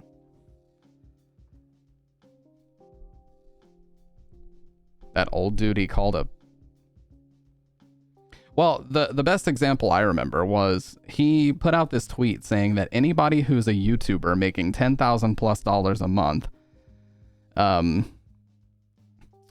well, yeah, of course, he makes very scummy content and he knows that. Like Keemstar is not, he has never claimed that he's making like, you know, the edgiest and just most morally superior content. Like he knows he's just trash digging in the drama. He knows that. That's why that's what his whole channel is based around. It's been that way since it started. But he doesn't even upload that often anymore. Like look at his last 3 uploads. 2 months ago, 5 months ago, and 6 months ago. He doesn't even upload that often now. He is wearing my exact same headphones and talking into the same mic as me. Am I a secret Keemstar simp? Nope. I just noticed things. Look. Sony MDR 7506s, SM7B, and a PSA 1. Okay. Okay. I'm officially a hype beast. I'm officially a hype beast. He must have made a decent paycheck from the boxing shit. Oh, for sure. But basically that's what he would do. Like the best example that I remember is he tweeted something saying that all YouTubers who make $10,000+ a month who then open a Patreon to support their YouTube are greedy. He said that. And then Rich from Review Tech USA came out and said, well, that's a little bit hypocritical of you to say because your live stream has a Patreon link underneath it and you're making way more than $10,000 a month, but you also have a Patreon. So, you know, you're kind of the pot calling the kettle black type thing. And so, of course, both people made a video. They had a fucking debate. They had a live debate with a moderator and all that bullshit. Like, it was just so exhausting trying to keep up with all that horse shit back in the day, man. And this is like 2012, 13-ish when all this stuff was going down.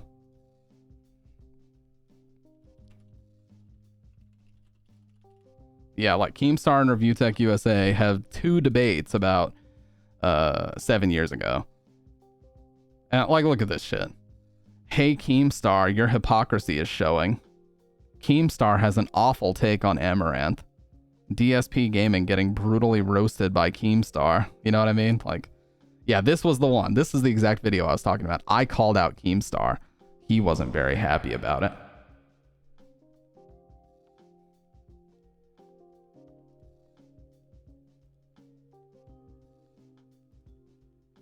Now, I will say one thing that Rich from Review Tech USA did do that was really shady is he claimed that he didn't flag people, and then when he showed his flag history, he had indeed flagged them.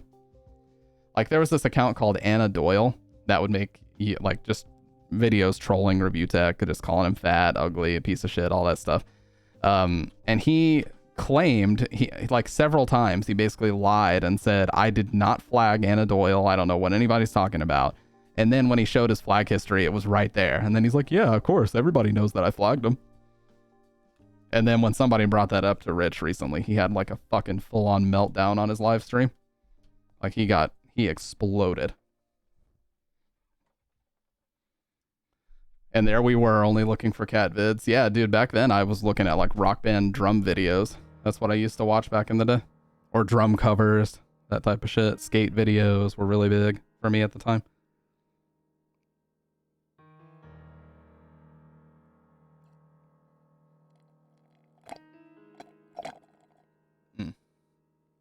That is so good. That's Seattle's best coffee. So good. I hate that title. I called Keemstar out on Twitter. He didn't like it very much. Oh my god. Get that bullshit out of here, man. No, nobody likes being called out on Twitter. My favorite skate videos. Earliest, Plan B questionable. Baker 3.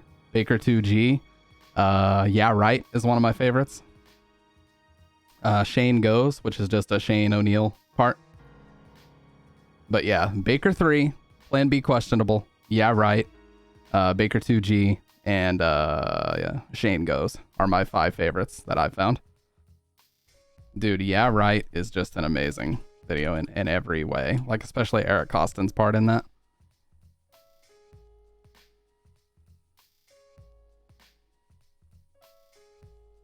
I'm not going to talk about these a lot because they always get my VODs muted. Yeah. Super Champion Fun Zone. But this fucking song and this part, just anytime I would watch it, I'd get excited to skate. Anytime I would watch this. He was just such a monster street skater.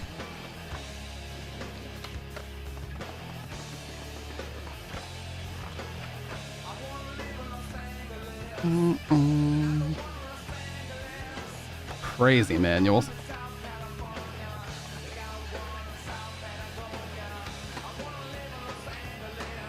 It's just sick.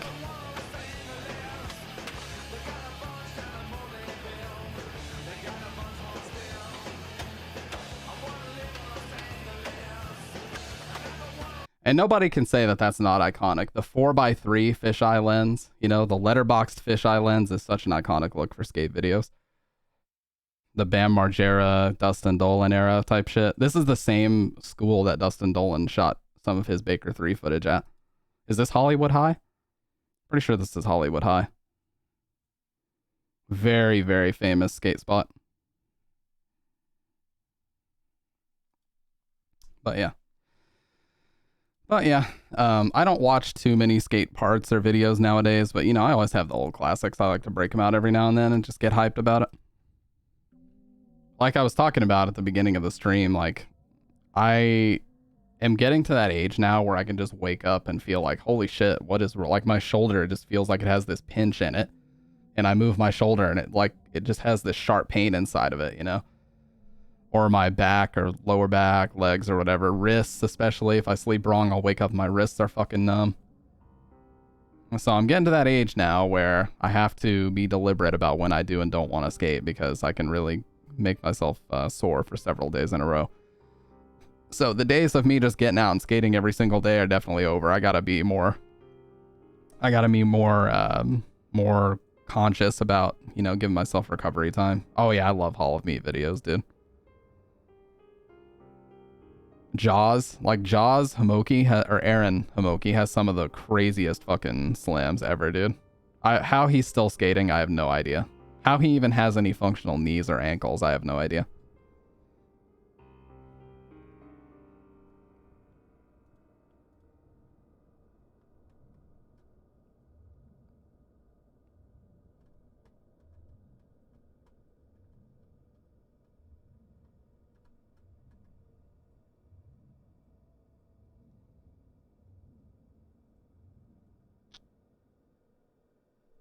Dude, I hate the fact that we're losing an hour tonight. Fucking springing forward. But whatever, at least we can just get it out of the way.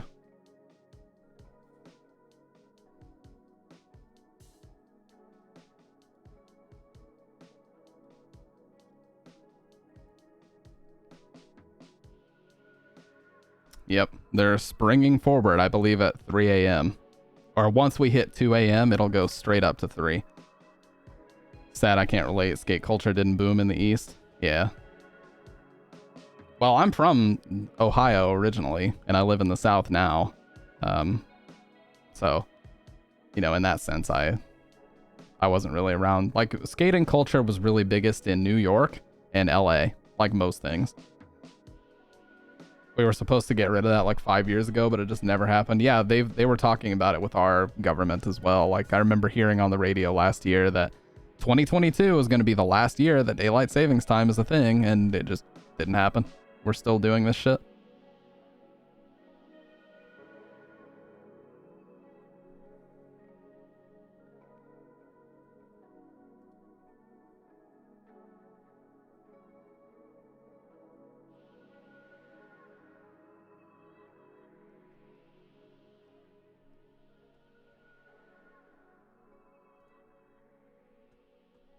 But yeah, basically as soon as it hits 2 a.m., the clocks will change right from 2 to 3. So we lose that hour. And we don't get it back until fall, I believe. Yeah, October-ish is when we'll get it back.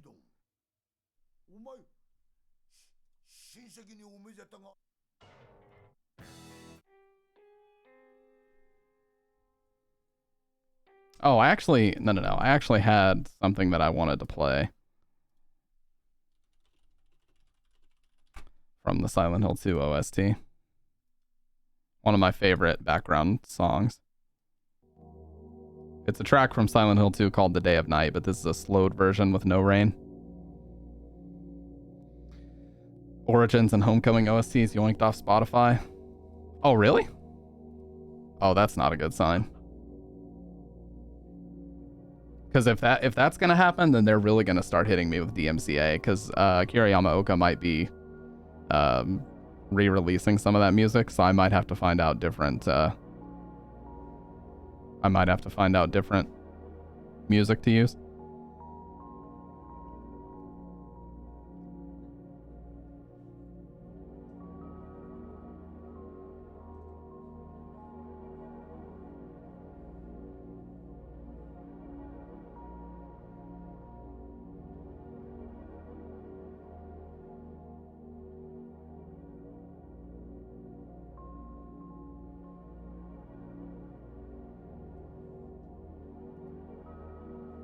Especially the Silent Hill 2 music. I think I'm gonna have to look into alternatives here soon, because where the remake is coming out, I guarantee he's already said he's gonna do remixed versions of the original songs. So they're not gonna be identical, but they're gonna be either re-recorded or remastered, remixed, everything. So with that being said, I guarantee that they're going to have a very close eye on people like me that are using the music on the stream, so I'll have to be careful about that. And that's fine. I can always just switch over to Resident Evil save music and have no issues. I am A-okay to do that. OBS beta for separating... Oh, yeah, that's true. That's true. Where the live stream audio has the music and the recorded version of the VOD does not. That's true. Yeah, that doesn't bother me at all. My mixers can actually do that. The GoXLR and the Bridgecast both have that feature. The GoXLR has this thing called a routing table. It has this awesome feature called a routing table, where if you look at it, you go to routing and it'll basically let you choose. So my headphones and the stream mix are both getting something identical, but I could change this at any point and just get rid of music, so now you guys can't hear the music. You still can, because it's a YouTube video. But it lets you pick and choose which inputs you want to route to which outputs. Right? And this down here lets you choose what inputs you want to record for the sampler. So you can use this, like basically I could set this up to where only I can hear the music and you guys don't hear it at all. Or I can set it up to where only the music is only heard by you guys, but it's not recorded locally. You know what I mean? Yeah, that's one of the most useful features of the Go XLR that no other mixer really has. That is by far the most useful feature.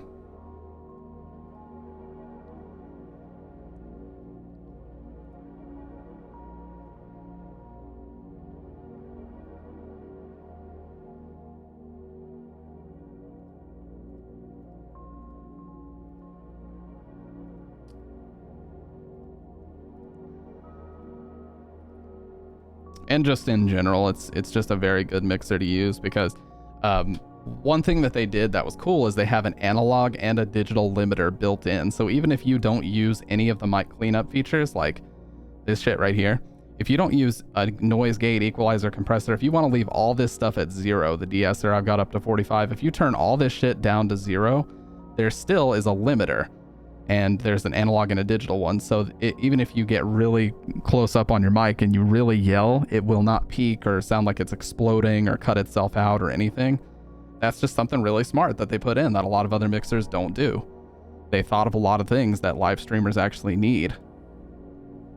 And if you notice, the difference in mine is that the gain is set up to where I can talk right into it like this and it still will not peak. No matter what I do. I mean, I'm talking right into the fucking thing. And most other mixers, once you start to do that, you just get that horrible, peaky, crunchy sound because you're just blowing it out at that point. So the limiters really help with that, and that's why I can't go through the Roland because the Roland doesn't have those. And it does make a big impact on your overall stream audio. Do I recommend the Go XLR? No, it's way too expensive. Exactly, yes. Hassan is a good example. Hassan, dude, you're insanely successful as a streamer. Please set up a limiter on your mic. Holy shit, dude. When you yell into it, I feel physical pain in my ears. Please set up a limiter, okay? You're not going to see this, but please do it. I don't know what mixer you use, but come on, dude. You have a good broadcasting voice. Just please do that for your viewers' ears' sake. This is the type of thing that I want to do. I need to do this like within the next yeah, me and Bridget were talking about the greatest freak out ever videos. I need to do this. I want to make a tutorial about how to set up your gain properly on the Go XLR so that you can get that effect. If you don't have this, and you get right up on it, you can see if I talk super fucking loud, you start to get a little bit of peaking, but not much, right? Well, if somebody else were to do what I just did, you guys would be in physical pain right now. So you can even set it up to where all the loudness just gets attenuated down. That's exactly what a compressor is used for. That's exactly what a limiter is used for. Everything. Bandrew from Podcastage has a good demo, but the problem is that the gain setup on a Go XLR doesn't work like others. And I'll show it here. What you have to do to get this is you have to give the SM7B way less gain than you think you should be giving it. So for me, I've only got 23 decibels. I am using a cloud lifter, but look how low these levels are. They're just barely hitting good. But you want that. So when you get rid of this, everything is perfect. There's no peaking. It just doesn't happen. And I don't EQ because I don't believe in... okay, believe sounds like a really weird thing, but I just don't agree with digitally altering the sound of a mic that you bought because you like the tuning of it. Get a different mic. Do the EQ with your choice of mic. Don't do the EQ with software. Because then what happens if you're connected to a device that doesn't have the same EQ setup? You're fucked. You don't have the EQ you like, so you need a different mic at that point anyway. You know what I mean? Like, you bought the mic because you like the tuning, right? Just use the tuning. Own it.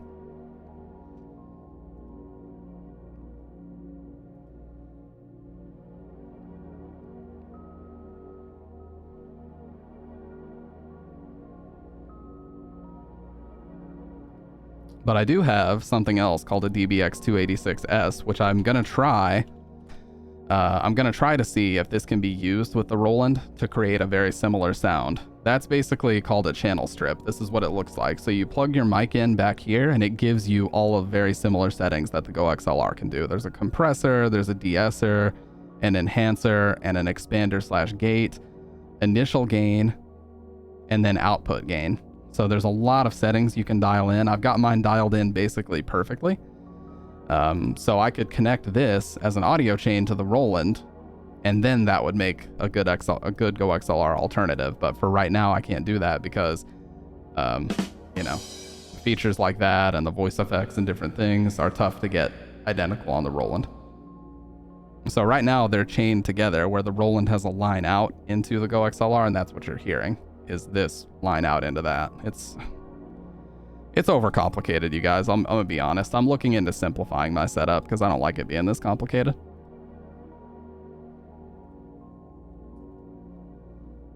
It's always like you have the 4 dials on the Roland and the 4 sliders on the Go XLR. That's cool, but I don't need 8 sliders. I've come to realize that. I thought I did, but I really don't. I need like 3 at the most. This is what my setup looks like right now. This goes from line out, you can see the line out's turned up pretty high, into the back of this. And then all these together. So you get the 4 dials on here. This is like my system volume, and this is my game volume. This is music here, and this is line in, which I always keep muted. And then right here, you've got an additional 4 sliders for the mic, console audio, Discord audio, and system. So it's too much for somebody like me. Also, look how fucked up my touch to mute button is. Dude, my touch to mute button is so fucking faded and worn out. I use that shit like 50,000 times a stream in case I need to just like cough a little bit or clear my throat or something like that. But yeah, I do have a cloud lifter connected as well right here. Don't do this with your Sony lens covers, by the way, because these things are not cheap to replace. Not the official ones.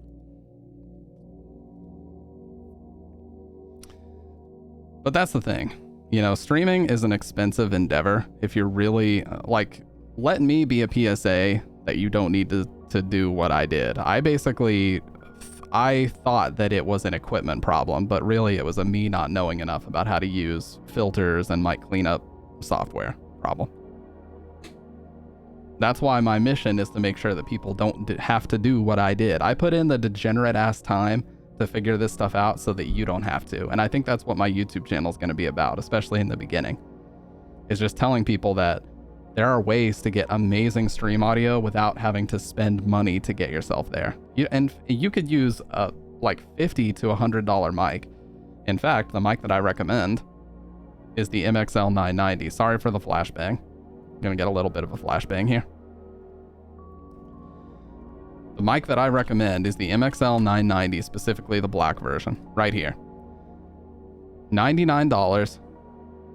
Get this mic. This mic sounds unbelievable, and it comes with the shock mount. It doesn't come with a pop filter, but it comes with a shock mount in this little case here. Unbelievable sound for $90. Yes, you will need an audio interface, but honestly, I thought about buying this just to try it out because to my ears, it actually sounds better than the SM7B. It's clearer, brighter, and I love the black look of it, especially in the shock mount. Like, come on, dude, that looks sick.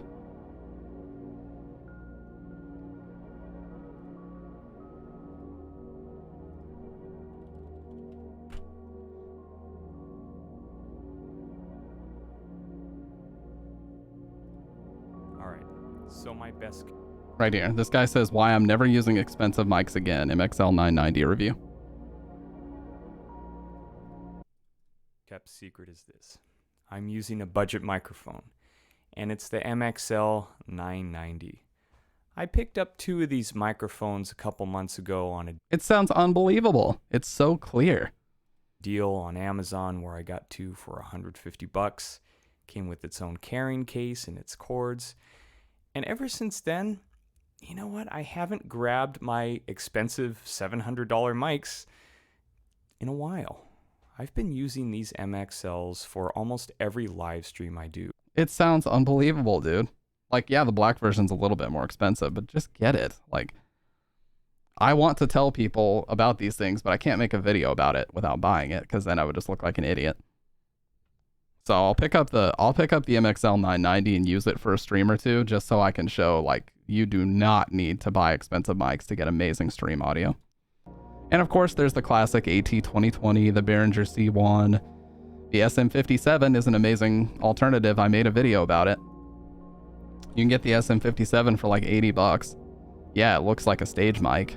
It's not as exciting, quote unquote, as the other one, as the MXL, but it's still a great ass mic. That's the SM57. But you can get these accessories that make it look really fucking good on camera. And it's actually using the same capsule as the one that's in the SM7B. It's the Unidyne 3 cartridge.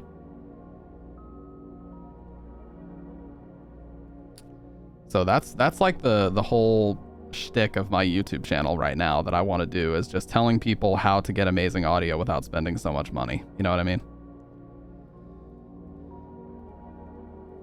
Like if you want to start a podcast, dude, if you want to start a podcast, start it with the SM57 and put the accessories on it. I'm telling you, it looks amazing on camera.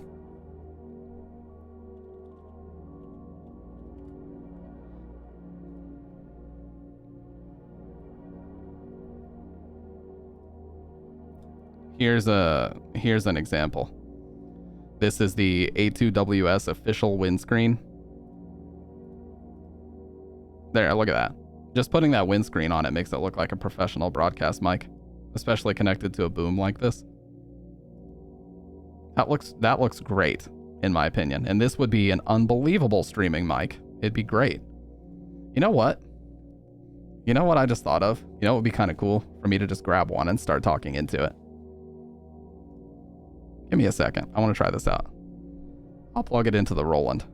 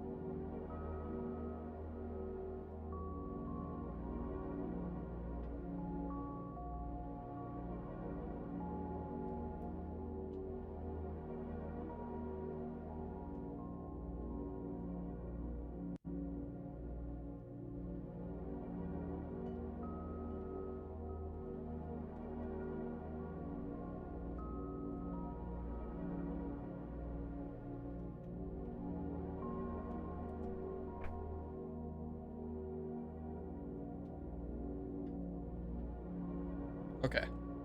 So I have it here.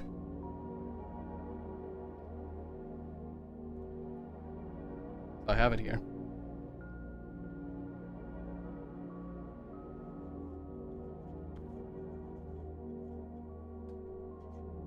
But I have to enable it and give it some gain.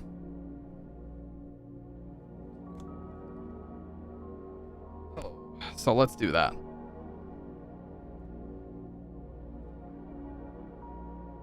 All right. All right.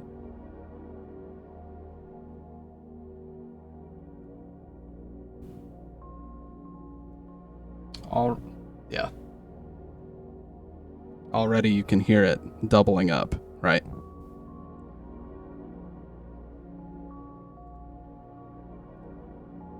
All right, so I muted the Go XLR mic to the stream mix, so now you can just hear me talking into the 57.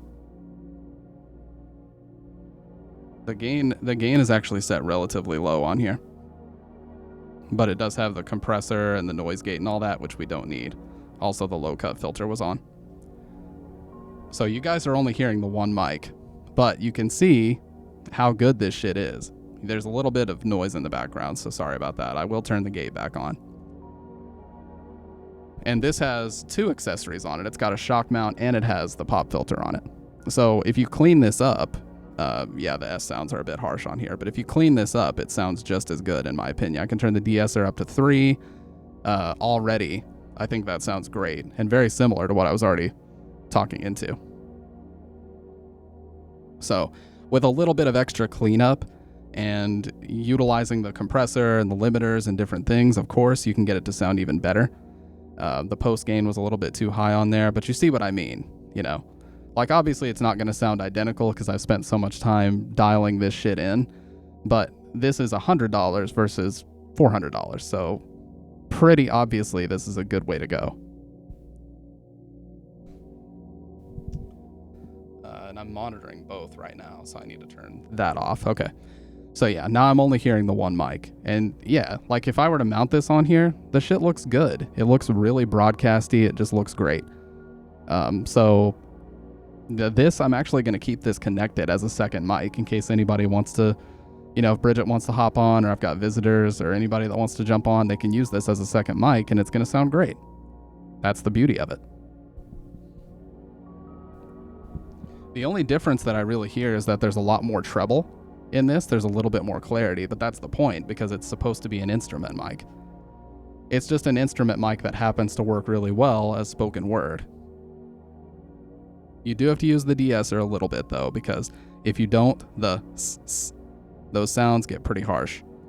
So you do have to use a de-esser, but you know, that's what I'm saying. It just is good. It is very, very good. And I can up the gain just a little bit. That's a little bit too much in my opinion. Turn it back down, but you get the idea. Talk right up on it. Sounds great. No issues.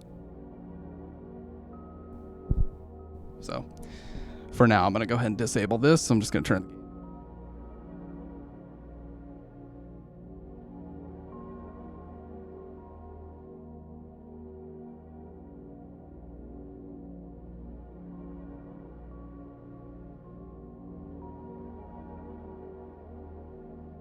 But you get the idea.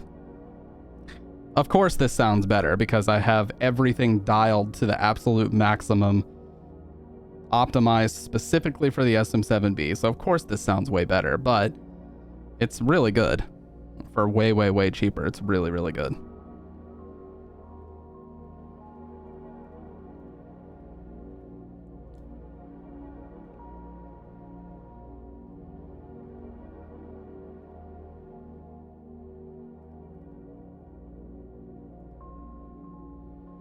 So that's the type of stuff that I'm going to be making on my YouTube a lot, is just tutorials and how to save money and not need to spend so much to get great audio. MXL 990 if you want a condenser mic, SM57 if you want an entry-level dynamic, and then just scales up from there. If you really want to spend more money, you can, but you don't have to.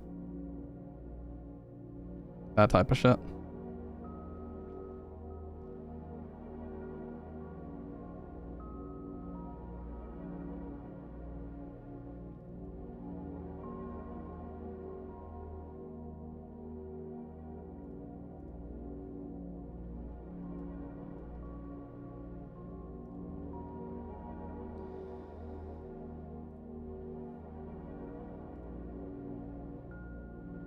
So yeah, I've thought about this. There are exactly 3 weeks left until April 1st. So I've really thought about going live every day for the rest of, have I ever worked in a studio? No, I have not. It's funny because when I do conference call meetings at work, I do it with this setup and everybody always asks me like, oh, do you do like audiobooks on the weekend or something? I'm like, nah. Because they just see this and where I'm sitting and they're like, oh wow, what do you do? I'm like, this job. And I stream sometimes, but that's about it. But yeah, the amount of work that went into EQing and compressing and setting up the perfect down to the single decibel gain on this mic was unfathomable. I think I fucked with settings for probably 6 straight months before I settled on these. And I just decided, I'm like, I'm so over it and I can't find anything better than this that I'm just gonna leave it. And I have not touched these settings for probably about 7-8 months at this point. I don't think I need to. I think it's fine. And it's so nice to just turn shit on and just talk, you know, you don't have to worry about settings or any of that nonsense. You just talk because you know it's good to go. Just a day for an audio file. Very, very true. Holy shit. Dude, Bridget can tell you when I first got that DBX, I spent probably 7 or 8 straight days, several hours a day, just dialing things in and recording a little segment in Audacity and A/B testing until I got it dialed in perfectly as well. It's not that it isn't fun. It is fun. It just is grueling and exhausting because it's kind of like producing music, because at a certain point you can't even really convince yourself that one thing sounds better than another. It just sounds different. And so your ears get confused because it's like, am I hearing something that's actually better, or am I just hearing something that's different? And, you know, how much of an impact are my headphones making? If I listen to this on different headphones, will it sound worse? Will it sound better? What headphones or speakers are my viewers using? It's tough. Like, you can drive yourself nuts with all the different factors. Like, is it my ears? Maybe somebody else would prefer a different sound, but this is what I like. It's a nightmare. Do not recommend. Do not recommend.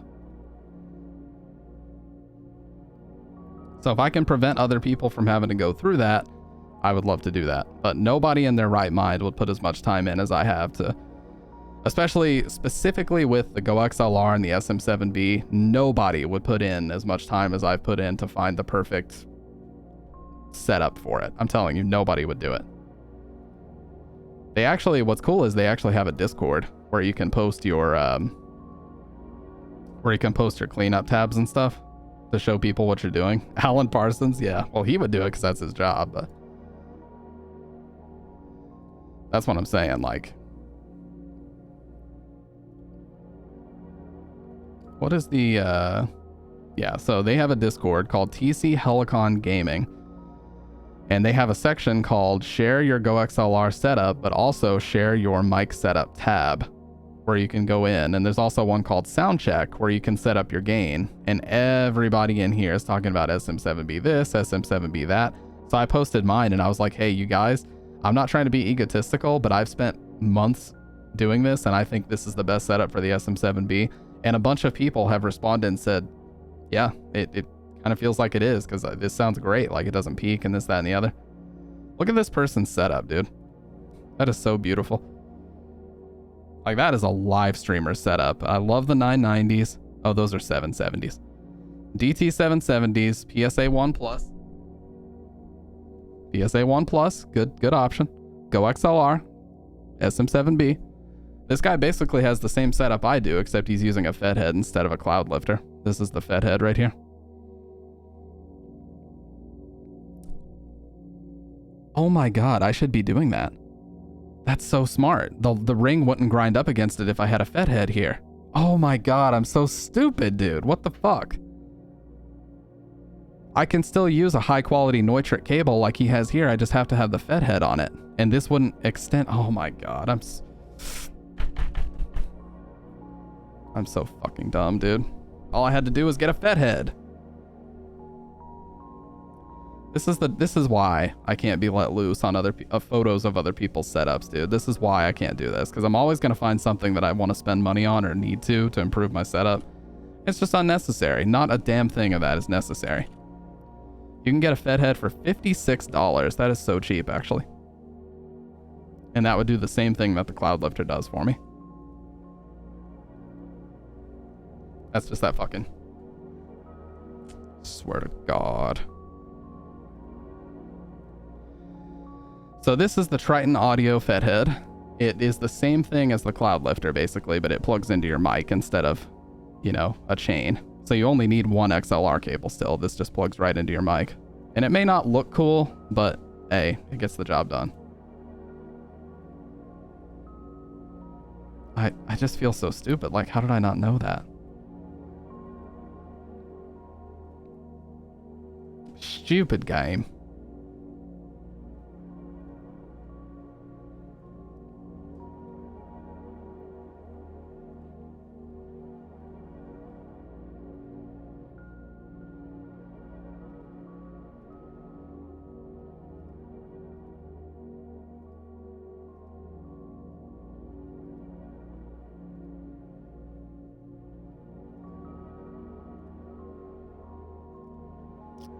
I think I'm going to have to restructure how I do things, though, because the last two stream marathons that I've done, which were October of last year and February of this year, I went about it all wrong. Basically, I had a setup where I would work during the day, because I still work 40 hours a week. I can't just take that much time off. I only have a limited amount of PTO. I would work during the day, take a nap after work, live stream, and then after I got done streaming, I would be super wired because I took that nap earlier and I had coffee in me, so I wouldn't be able to fall asleep. And I would stay up until like 3 or 4 in the morning, fall asleep, rinse, repeat over and over. It's just not healthy. So I think if I were to do it again, I would just need to force myself to stay up and just get exercise in. Like just go for a run or just get on my board and just go ride somewhere for a little while just to get good cardio in, so I'm always on runner's high. So I can stay up all day, and then when the stream is over, I'm exhausted and I can actually sleep all night, you know what I mean? So that's what I'm going to start doing. Because that's really the only way to go about it. That's what I'm going to start doing from here on out. But I will say, I will make a final decision about whether or not I'm going to stream the rest of March tonight. I'm going to be streaming again tonight. I always stream Sunday nights no matter what. But I'll make the final decision about whether or not I'm going to put the 1 out of 21, 2 out of 21 titles and start those. No nap. Yeah, exactly. I can't nap throughout the day because if I do that, it's tough for me to fall asleep a second time. So I think I'm just going to have to stick to not doing that.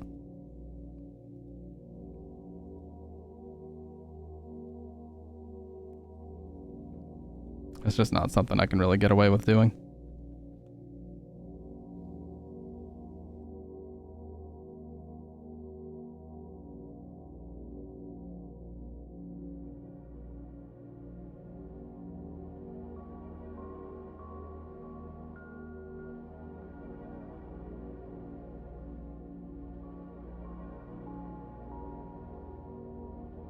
But yeah, naps are just something I can't get away with doing, unfortunately.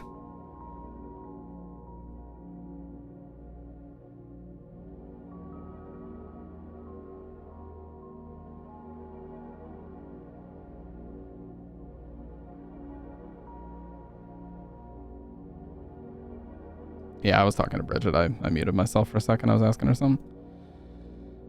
But yeah, that's the thing. I'm just gonna have to go about it a completely different way. Plus, that'll force me to get cardio in, because it's like if I don't go out for a walk, I'm just gonna feel terrible.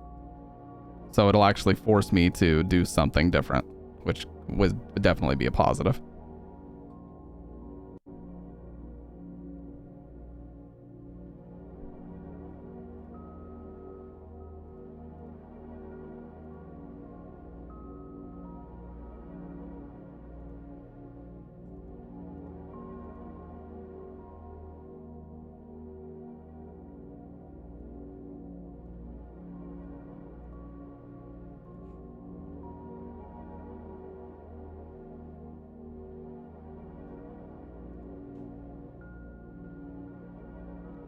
And honestly, I found that I do better when I give myself strict, not deadlines, but when I give myself, oh yeah, what's your question, Stone? If I give myself several days worth of like a challenge in a row, I'm actually able to do it a lot better than just streaming when I feel like it. If I just stream when I feel like it, I skip a bunch of days and it's just not good. I skip a bunch of days and it's really not good. But if I give myself like 2 weeks, oh yeah, hell yeah, I would play that. I have it. Dude, I'm one of like, well, I know a lot of people have it, but yeah, I've got it. We'll definitely play it if you want to redeem it. I'll just call it digging in the trash.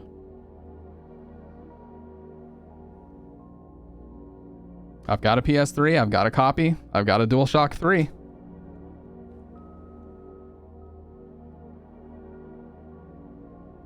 This is my favorite color of any Sony controllers, by the way, satin silver. So sick. I've got also a bundle DualShock 3 in black. This came with a very late God of War bundle, but it's got some dust all over it.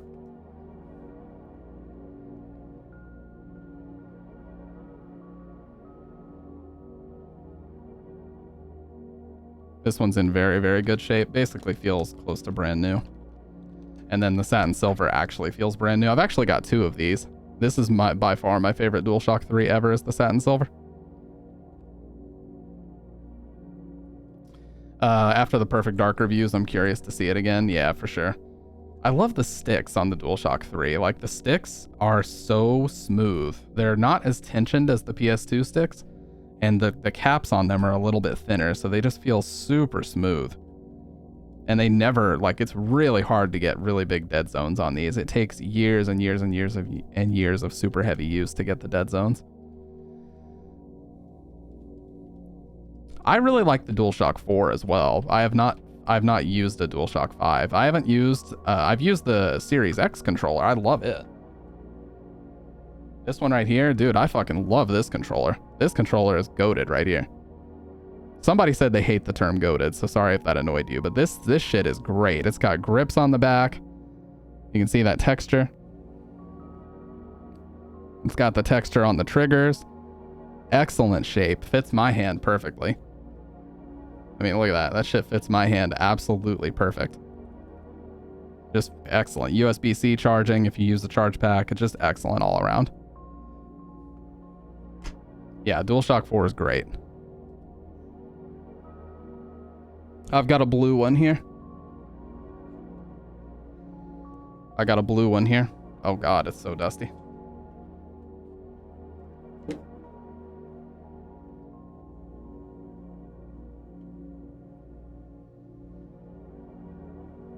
Great controller.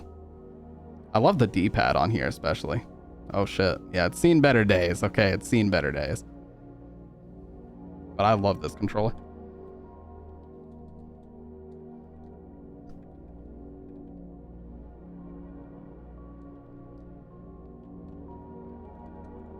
I'm more of a fan of the touchpad works as a mouse on Windows 11. That's cool. Yeah, I'm more of a fan of the parallel sticks. I don't like the offset sticks as much. I much prefer them like this.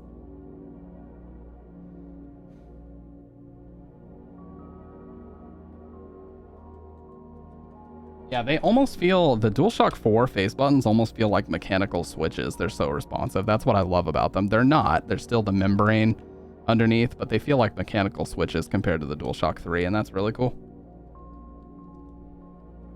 But I love this controller. The DualShock shape in general is one of my favorites of all time. The PS2 version is my all-time favorite, but I love the DualShock 3. I really do. It's a great-ass controller.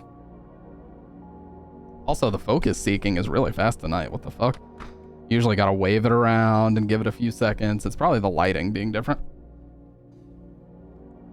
My only gripe, and this is what most people say is a pro of these, my only gripe is the inbuilt battery and the built-in battery. The reason why I say that is because these will stop taking a charge at some point. And I prefer that Microsoft future-proofs themselves by just letting you put AA's in. I can pop AA's or a charge pack in here till the end of time. You know? Just pop AA's in, get a charge pack. If the charge pack goes, get a new charge pack. Can't do that on the DualShock 3. Eventually those batteries are going to stop taking a charge and you're just fucked. Because they're lithium ion. You know what I mean? Like they basically have an expiration date. Because taking these apart is not easy. They have a lot of complex stuff inside of them. So it's not something where you can just take one apart and work on it. Like it is a very involved process to do that. Yeah, they work off USB. They've got a mini USB that they work off of here.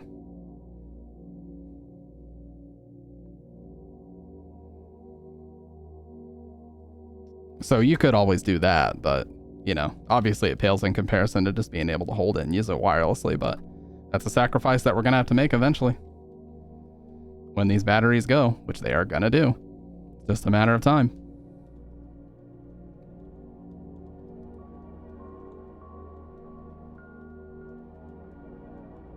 Yeah, me too. That's the thing. It's like, I feel like Microsoft got it right.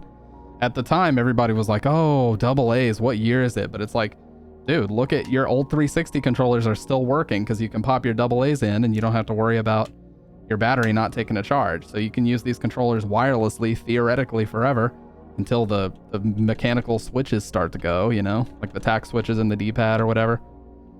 Until something else on the controller goes, you will have these at your disposal. And that's great.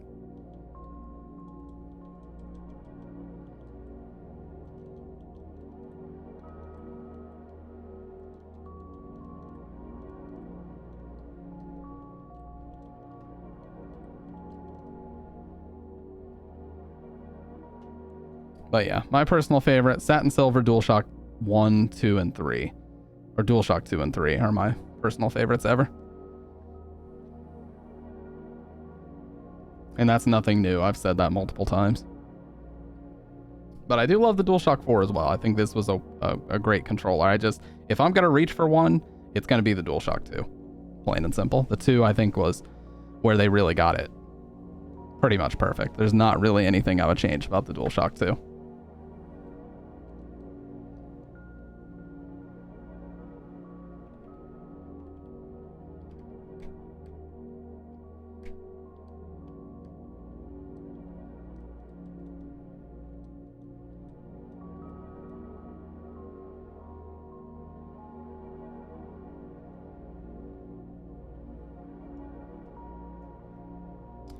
Is there even a need for adaptive triggers? What does that mean? Is adaptive trigger where you can set basically where it stops moving? Like you can set if you want it to stop, like hair triggers kind of? Because I know those SCUF controllers used to have that hair trigger feature. Is that what that is?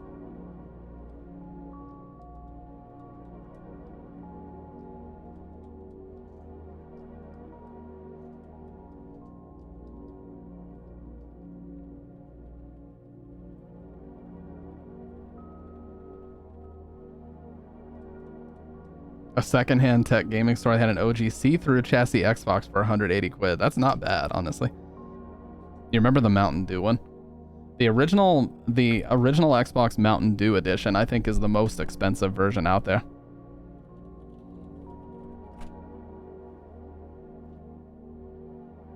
Yeah. Yeah. And it had the controller too. It is one of the most expensive ones they ever made. Disgusting looking, but very rare, so of course the value is high. Yeah.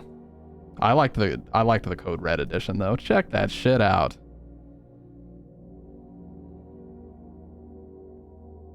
ifunny.com, by the way, meaning it doesn't really exist. No, wait, does it? It does exist. What the fuck? The Code Red version does exist. Why is it on ifunny.com? Dude, that controller is insane. Holy shit.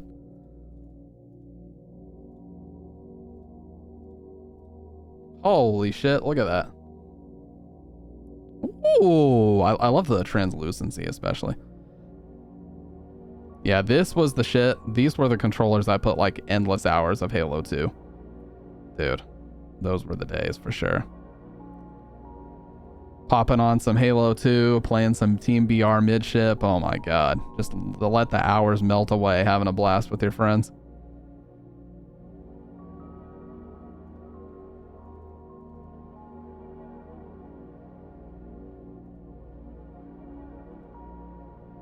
That and SOCOM 2 are like my favorite console. My favorite online shooter experiences ever on console are SOCOM 2 on PS2 and Halo 2 on the original Xbox. Halo 3 on 360 is a very close second, but I was starting to get to the point where I was more concerned about skating and stuff, and I wasn't that into gaming anymore. But when Halo 2 was out, I was a lifer on that shit. And when SOCOM 2 was out, I was a lifer on that shit as well. Yeah, the Duke. Xbox came second after PlayStation for me. I remember malding so much about the controller. Yeah, SOCOM 2. Oh my god, dude. If you guys don't know, SOCOM US Navy SEALs was the name of the first one, and it actually came in a bundle that had the headset with it. It was a really shitty little Plantronics headset. But this is what it looked like. This box. No, it was a Logitech. Yeah. It was a little Logitech headset. And it had this little communicator box where you would plug in the USB and then you could plug in the headphone and the mic connector. Dude, it was so shit, but it got the job done, and it was the first PS2 game that actually locally supported voice chat. It was unbelievable at the time. It was crazy. Yeah, like it was unbelievable at the time.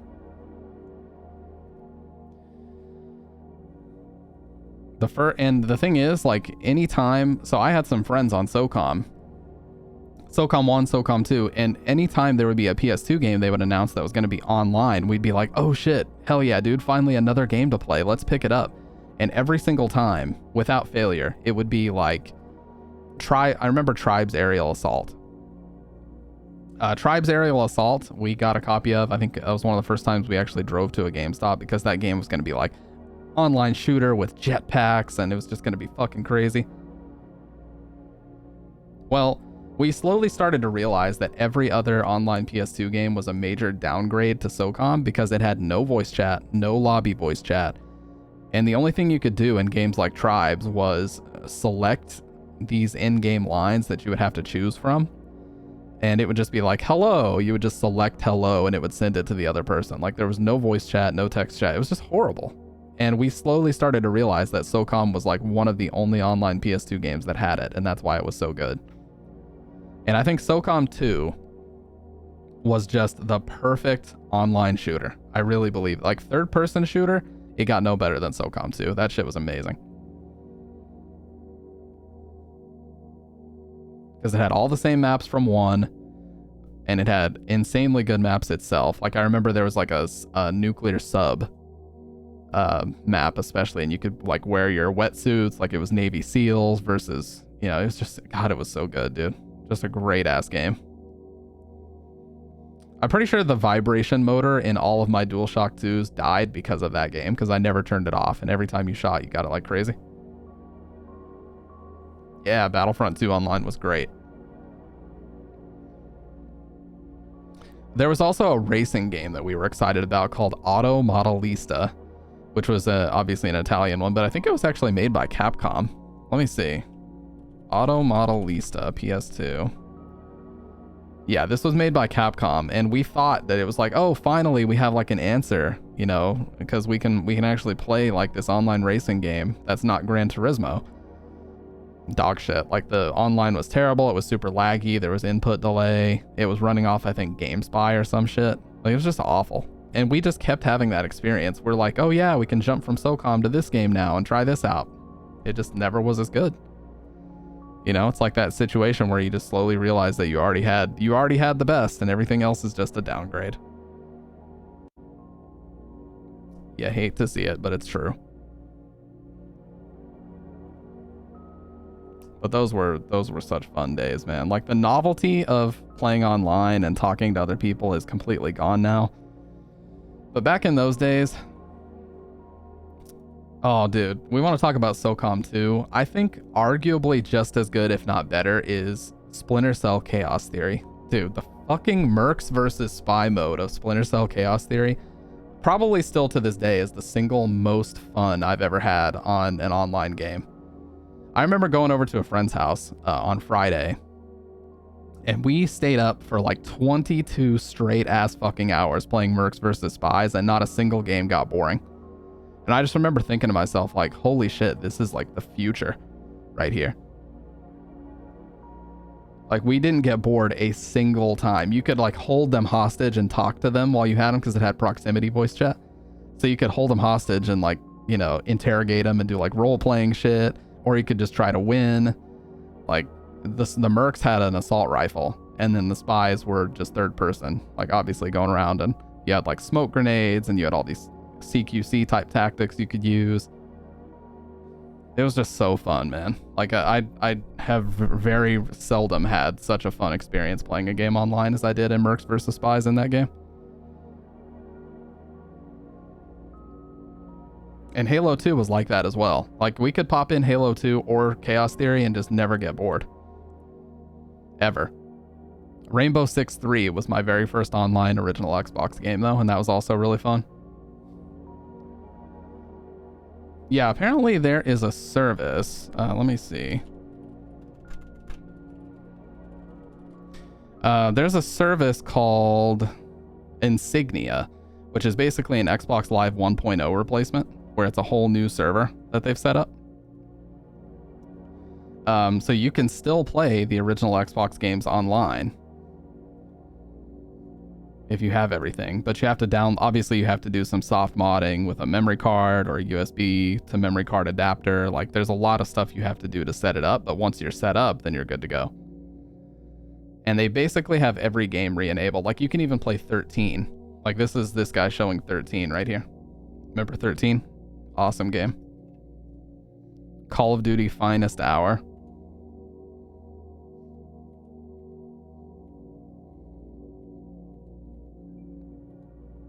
Oh my god, Counter-Strike, dude. That was the worst port ever. Holy shit, that was bad. That is Battlefront. Excellent game.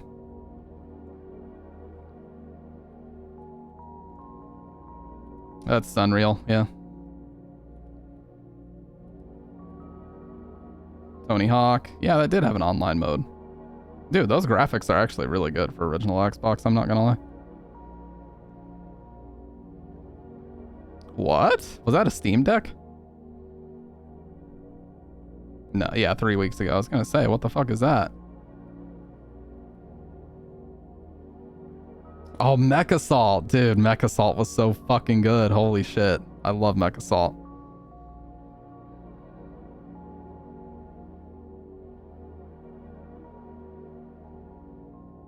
Dude, this just makes me so happy that people put in the time and effort to do things like this, because this would be so fun. Like, if you had a big friend group that all was just, like, feeling very reminiscent about this, you all take the time to set this up, this would be so fun to do this shit. Like, somebody needs to live stream themselves doing this if there's no, like, legality issues. But, of course, they have a big Discord and everything. Dude, it just seems so fun. I wonder if you can still play SOCOM 2 online. SOCOM 2 Online 2023. So apparently you can still play it. Oh, dude, just so many hours spent looking at this fucking Crosshair. What a great game. Yep. Yeah, there's still like clan matches and shit going on. I looked this up last year.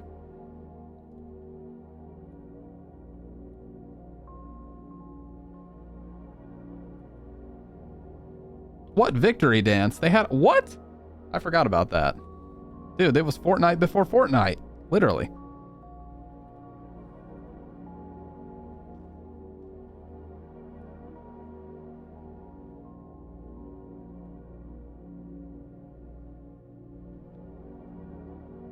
SOCOM 2 HD PC Online 2023. Oh, was that called SOCOM Confrontational? Or something else? I think that was the PS3 version, was Confrontational.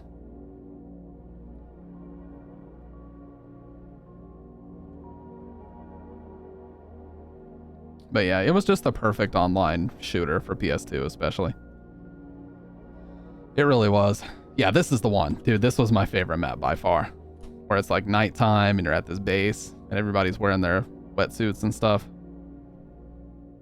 You know, their sneaking gear.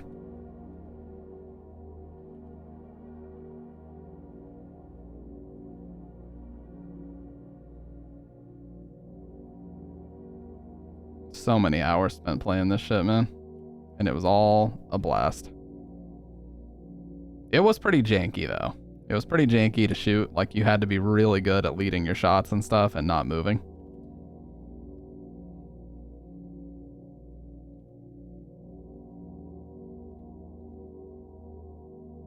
Stealth games, stealth not for the multiplayer, yeah. Dude, Metal Gear Solid 1, 2, and 3 in that era. Splinter Cell 1, 2, and 3, which are all good. Splinter Cell, Pandora Tomorrow, and especially Chaos Theory. Chaos Theory is by far the best that Splinter Cell ever got, and I don't think it ever came close to that ever again.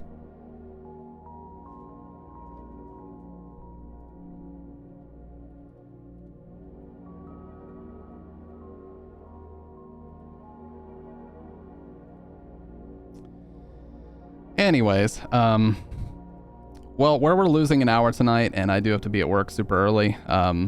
Like I said, I'll post in the Discord whether or not I decide to go ahead and finish out the rest of March. I really want to, and especially because I have a bunch of time off around when RE4 comes out. I really want to just spend a shit ton of time playing that and getting really far in it, and possibly 100%ing it. I want to try to 100% it as quick as I possibly can.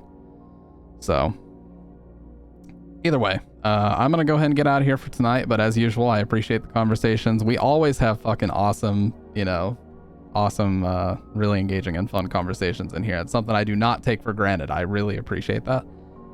So with that being said, I will talk to you guys tonight. And like I said, if I do decide, I'll just put 2 out of 20 or 2 out of 21 in my title, and we'll just stream until April 1st. How about that? Either way, you guys have a great rest of the night, and I will talk to you later.